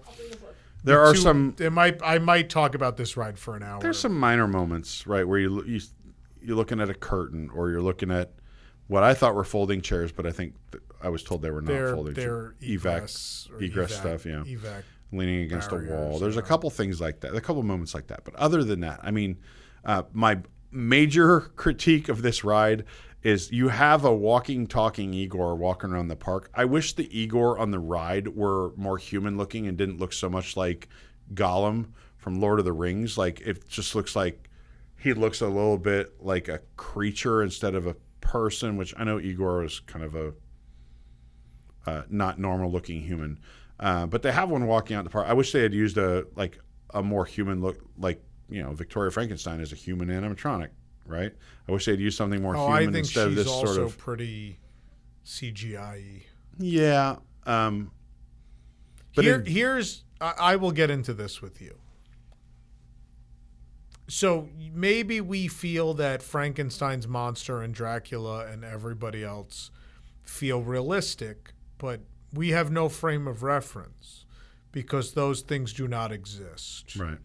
We have a frame of reference on the human characters because humans exist. Right. I think there was a choice to make the two of them fit the art style of the attraction, and so they had to be CGI and of a certain. He just looks he looks like an alien though, like his eyes and his mouth. He moves just like Gollum. Looking, yeah. And it does not ruin the ride for me. Yeah. Right. Nothing ruins that ride for me, and it is reliable. In terms of like every preview I went to, that ride was solid, pretty much almost all day. Not reliable. Oh, you already said it, didn't you? Projection Victoria? Oh yeah, I have a probably 15-minute thing on that. The pre-show. Well, the ride system has not been going down. No. There was a period at the end of previews where I went one day. Werewolf was down for multiple days. Stardust Racers was down for multiple days. Potter was down for multiple days. The only thing you could do in that park was Monsters Unchained, and it was a workhorse, and the queue still didn't get too long. If that was the only thing open, I'd still be happy. Yeah. No, I agree with you. My morning today, I got in the park. I went to Monsters. I rode it.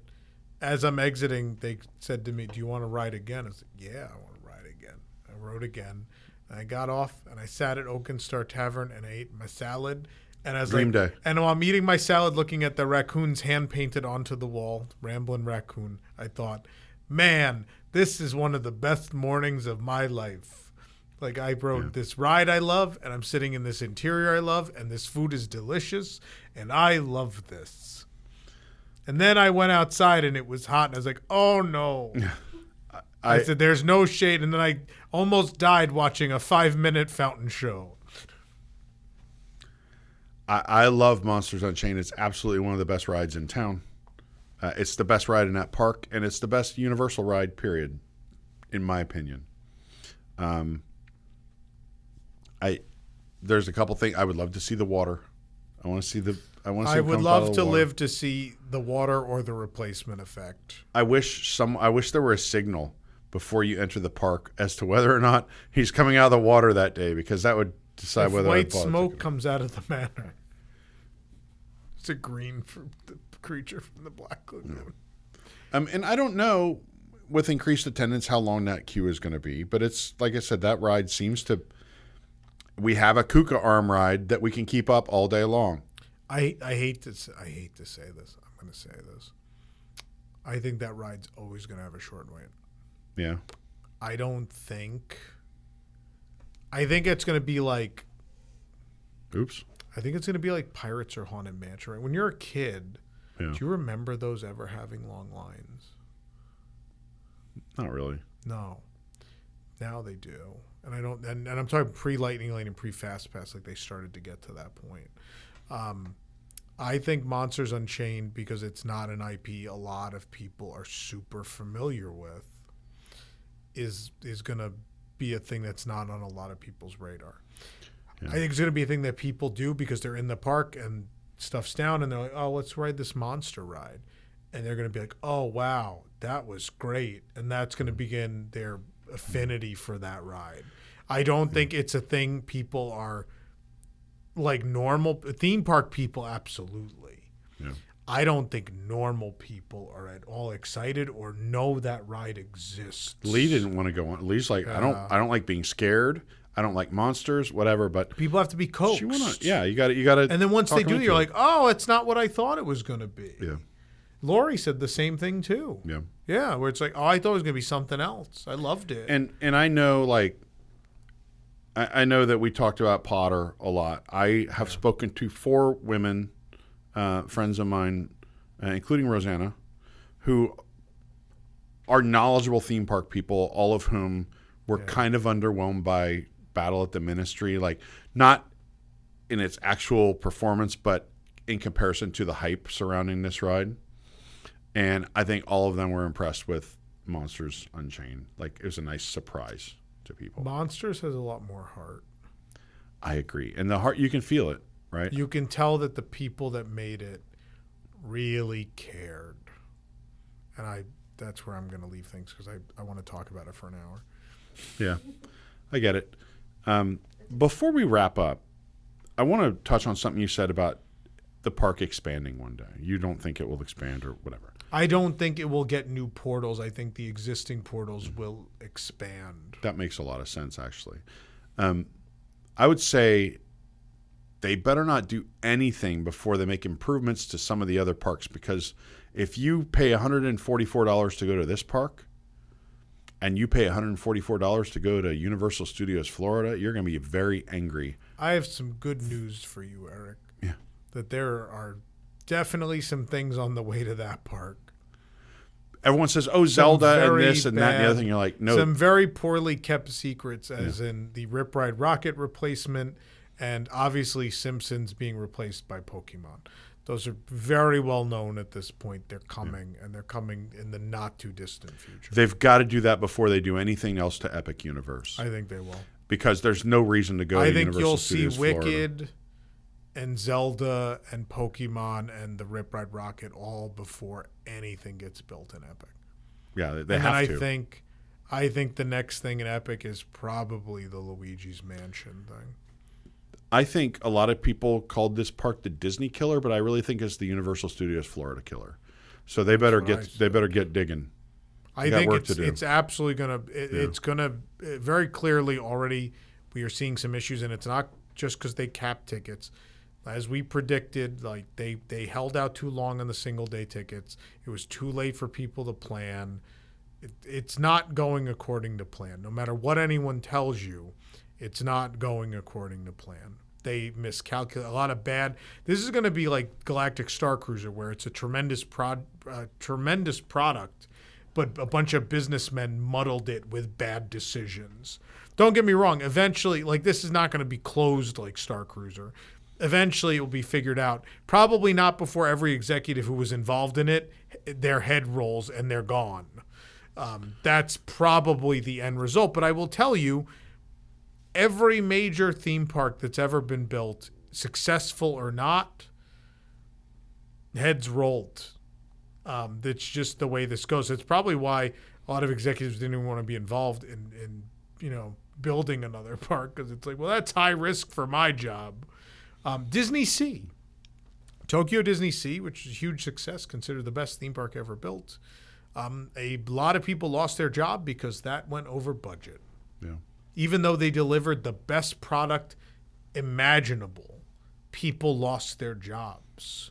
If you think that ain't going to happen in this situation, there were some miscalculations. The timing of the park opening, which some of that you couldn't control, but summer of 2025, and seeing the storm on the horizon and deciding to keep sailing into it, that being an analogy for deciding to stick with this, you have to buy a 3-day ticket thing until it was too late. It turned a lot of people off. It's going to go down into one of the biggest blunders in the history of theme parks. This park will eventually take off, don't get me wrong. Just like Epcot, it won't be a success out of the gate because of decisions that were made. It will get there. It's a great product, so it will get there.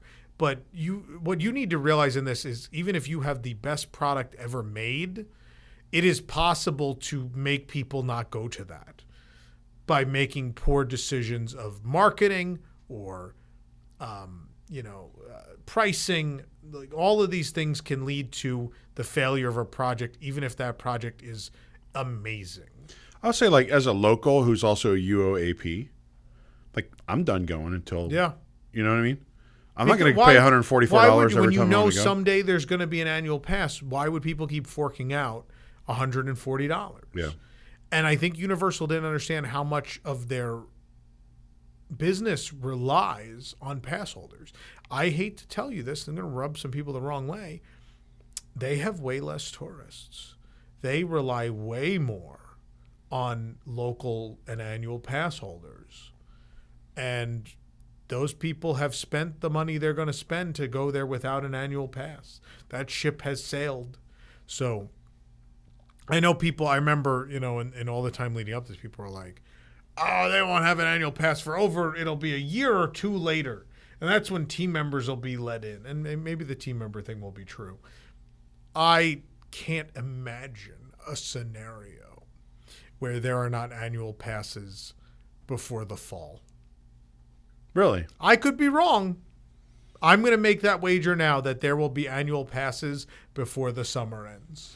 I mean, just looking around on Saturday, it was a ghost town. 2 days after opening, right? Ghost and that was originally intentional. Right. But then the problem is they realized how bad they're doing, and they started selling tickets again at the last minute. But no one altered their plans to show up. It's too late. I saw I was on YouTube, and you get presented with a bunch of thumbnails, and one of them was talking about how empty Disney was. This weekend. And I'm like, you should have been at Epic Universe. Comparatively? I have videos, like I said, 15-second videos where there's one person in the video. When Disney sat us down when was that event? February, March? I don't even remember. When they sat us down for that event and were very open and said, summer is our slowest season. And this year we're doing all these specials and we're rolling out all this entertainment and all of this and that and the other thing. That was very clearly, and I remember people, there are people online that were like, it's a response to Epic Universe. And all I could sit there and think was, no, this is a response to the world. This is Disney. Look, if there's one thing Disney has always been good at and will always be good at, it may not always be giving you what you want. One thing they're really good at is forecasting what business is going to be like. Yeah. That is their specialty. And if they're hitting the panic button in March, you better be hitting the panic button. And Universal chose not to. We knew the writing was on the wall. The economy wasn't good. This is even before any of that tariff stuff, any of that went down, which at that point, several countries decided they didn't want to come here on vacation. People from Canada and the UK are not coming here. And I hate to tell you folks, that's a real big chunk of our tourism. I think it's about 8 to 10%. In the summer, it might be more. Yeah. They might make up a lot of our summer tourism. That combined with the economy's not great in the U.S., so Americans aren't traveling. I think there's a lot of uncertainty. Yeah. Right. And people aren't going to blow a bunch of money on a trip when they don't know what tomorrow's going to be. Yeah. You never know what the front page of the news is going to say tomorrow. So, maybe it's good in a way that they open now. They have time to be open and work out the kinks without being overcrowded and cramped. Operationally, it is much to their benefit. But I will tell you what's happening is that was the original plan. Are they going to panic and cut entertainment? That was the original plan, but now the problem is that those executives are starting to sweat, like Eric after eating Verde potato chips. They're sweating, they're grabbing the Sprite, and they're like, oh my God, oh no. Like, these numbers don't look as good as we thought they were going to be. I don't know about this. And they've seen the park at slightly higher capacity. They saw it in previews. They know what cataclysmic looks like, and it's not a whole lot more people. And so there's a lot to be concerned about. If you're Universal management, you have a lot to be concerned about right now. Like, it's wonderful. Your team members are doing a tremendous job. I've had the most amazing interactions with people. Your maintenance team is tech services is keeping those rides up very well for an opening week of a new theme park. Like, things are going well operationally, which should be the silver lining, but there's beyond the silver lining, that cloud is very black and dark and scary, business-wise. Because don't get me wrong, the day will come. This park will financially succeed eventually, but it's got a fight ahead of it for sure. Yeah, it's a stunning park. There are 3 or 4 attractions that are really, really upper tier. I feel like, and they have a chance to do something. Look. It's not often that you get a blank slate to let your creative people loose on to do, right? Kudos to Universal because it's a slate that, like, much like Islands was, it's a whole different concept for them, which I love. And if you look at it, the other way you could look at this is look at what they have to do at Disneyland. They're doing a bunch of expansion at Disneyland, but it's half their creativity is going into, like, how do we fit this in here?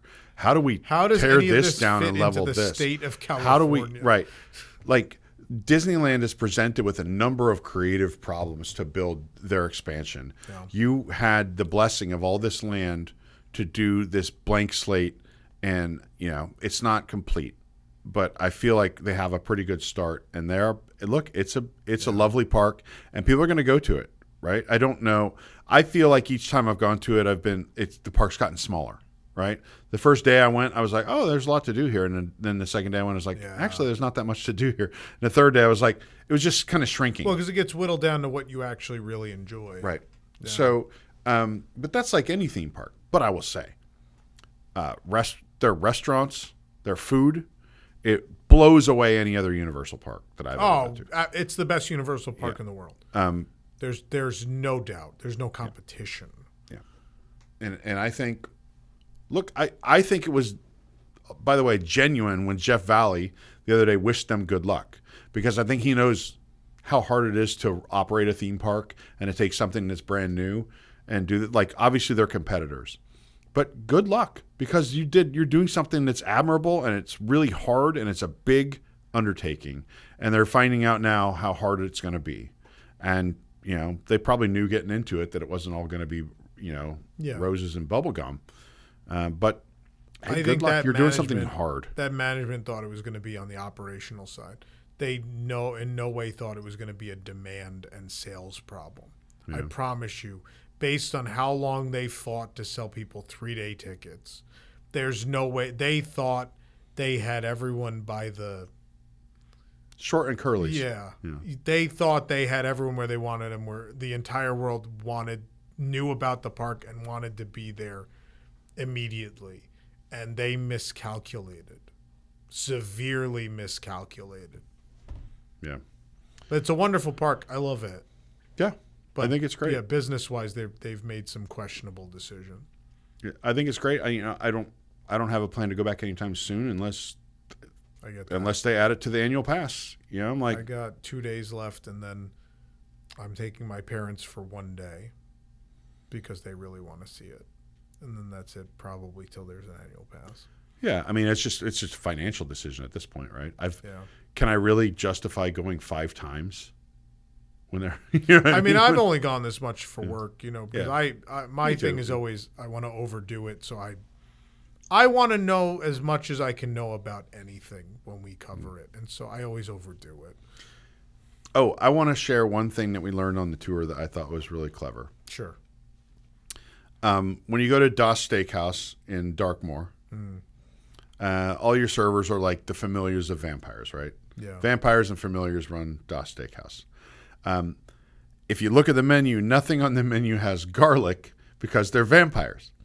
And if you go across the area to Burning Blade Tavern, which might be my favorite theme park bar in the world, they are monster hunters and villagers. Everything on the menu has garlic. Yeah. And there's garlic hanging behind the bar. I thought that was really clever. Culinary team killed it. Yeah. This might be the best food theme park in the world. I think I'm almost ready to say that. I have a couple more menus to get through. What do you have to still eat? Is there something left? the cold hot chocolate churro. I still need. There are 2 more items at Cafe Lair de la Serene. I have not Get that dragon beer. I am several drinks short of the Plastered Owl, of Bar Zenith, the bar in Astropub. There's a lot of drinking left. Maybe Eric needs to buy a ticket. Wait, where's the Plastered Owl? I don't know. It's in Oak and Star. Oh, yeah. Okay. Yeah. I know Yeah. that bar. Okay. So all those bars I still haven't done. Most of Toadstool Cafe. I started on that finally. I don't know when I'll have time to go back. I think that's it. Toadstool. Finished Toadstool other than 4 items. Bar Zenith, Plastered Owl, Astropub Bar, 2 items at Cafe. Is that it? Get that Dragon Scale Lager at what's it called? What is it? Le Café de L'air de Serene. Yeah, I've only been there like 10 times. Le Café L'air de la Serene. Yeah. The Lair of the Siren Cafe. I love that quiche Lorraine. I can't wait to be done reviewing and have an annual pass and just go there and eat what I want to eat. I want to get that Vesuvio pizza and the quiche Lorraine. This is adorable. What? Tom thinks that there's a point where he will not have to review food anymore. Like they're not going to do a menu change the day after you eat your final item. So much. Yeah. No, there's going to be they're going to introduce some festival. Oh, Celestiki I haven't done either. Because they keep saying they're going to change the menu and they haven't. There's something on there that people hate and I'm waiting for it to switch over. Oh. No, everywhere I've eaten there is great. Left. I've avoided cocktails because they're like the highest calorie of most things. I've been trying to avoid that. But well, like Jeff Valley said, good luck. I think it's a great park. I want to say I've eaten everything in that park. Every meal. So I have to go backtrack over the stuff you guys did too. Das Steakhouse. I had 1 item there the other day. I had the bits and pieces, the meatloaf. Oh, it's not horrible. I loved it. Yeah. I thought the you didn't eat the vegetables, Yeah, but I thought the vegetables were excellent. I ate some stuff there. Das Steakhouse. There's no way. If you ate a bite of turnip, to I will eat my shoe right now. It's pretty bland. Everything at Das Steakhouse. It wasn't bad. You know why? Because it doesn't have garlic. No garlic. They need more garlic. It is mashed potatoes without garlic. Can we go home now? All right. I have to go back to Stella. Thanks for joining us. Let us know in the comments what you think. A lot of you have been to Epic Universe. Tell us your ride ranking. Let us know. Yeah, what you think. Where we're right, where we're wrong. Oh, they'll tell us. I disagree with your top 3, but I'm not by much. What were your top 3? We didn't even go over yours. Just give me your top 3. Monsters Unchained is number 1. Yeah. Hiccup is number 2, and Minecart Madness is number 3. I mean, Hiccup's the only one of those I have a problem with, but yeah, I like Donkey Kong, so it's fine. Yeah, you really hate Ministry. I don't hate it. No, it's good. It's really good. The most anti-screen guy ever, and I feel like I'm the only person that likes Ministry. It's weird. Just because everyone that wrote it with you said it was mid, except you. That doesn't often happen. Yeah, I don't know what I see in it that people don't. I think I think it has to be the moment when you turn into that first big show scene where it's like gigantic and you're like, oh, look at this. I like the Ermfint, whatever. What is that animal? That animal? I don't like the animal. I like that scene. I think it's cool. He's so big. What? Ermfint. It's like the elephant rhino thing. I like that scene where there's an elevator and it feels like you're moving. There's 6 of those. Oh, yeah. I do agree with you on that. Yeah. On that point, I absolutely... Yeah. All right. Thanks for joining us on the WDW. Hold on. What's the name of that animal? Oh, no. Ermpint. Not Fint, but Ermpint. Pint. Yeah. Ermpint. All right. Well, I'm going to make Tom finish the rest of those Verde chips, and then... I might take them with me. Thanks for joining us. We'll see you next time on a WDW News Today podcast. See you real soon.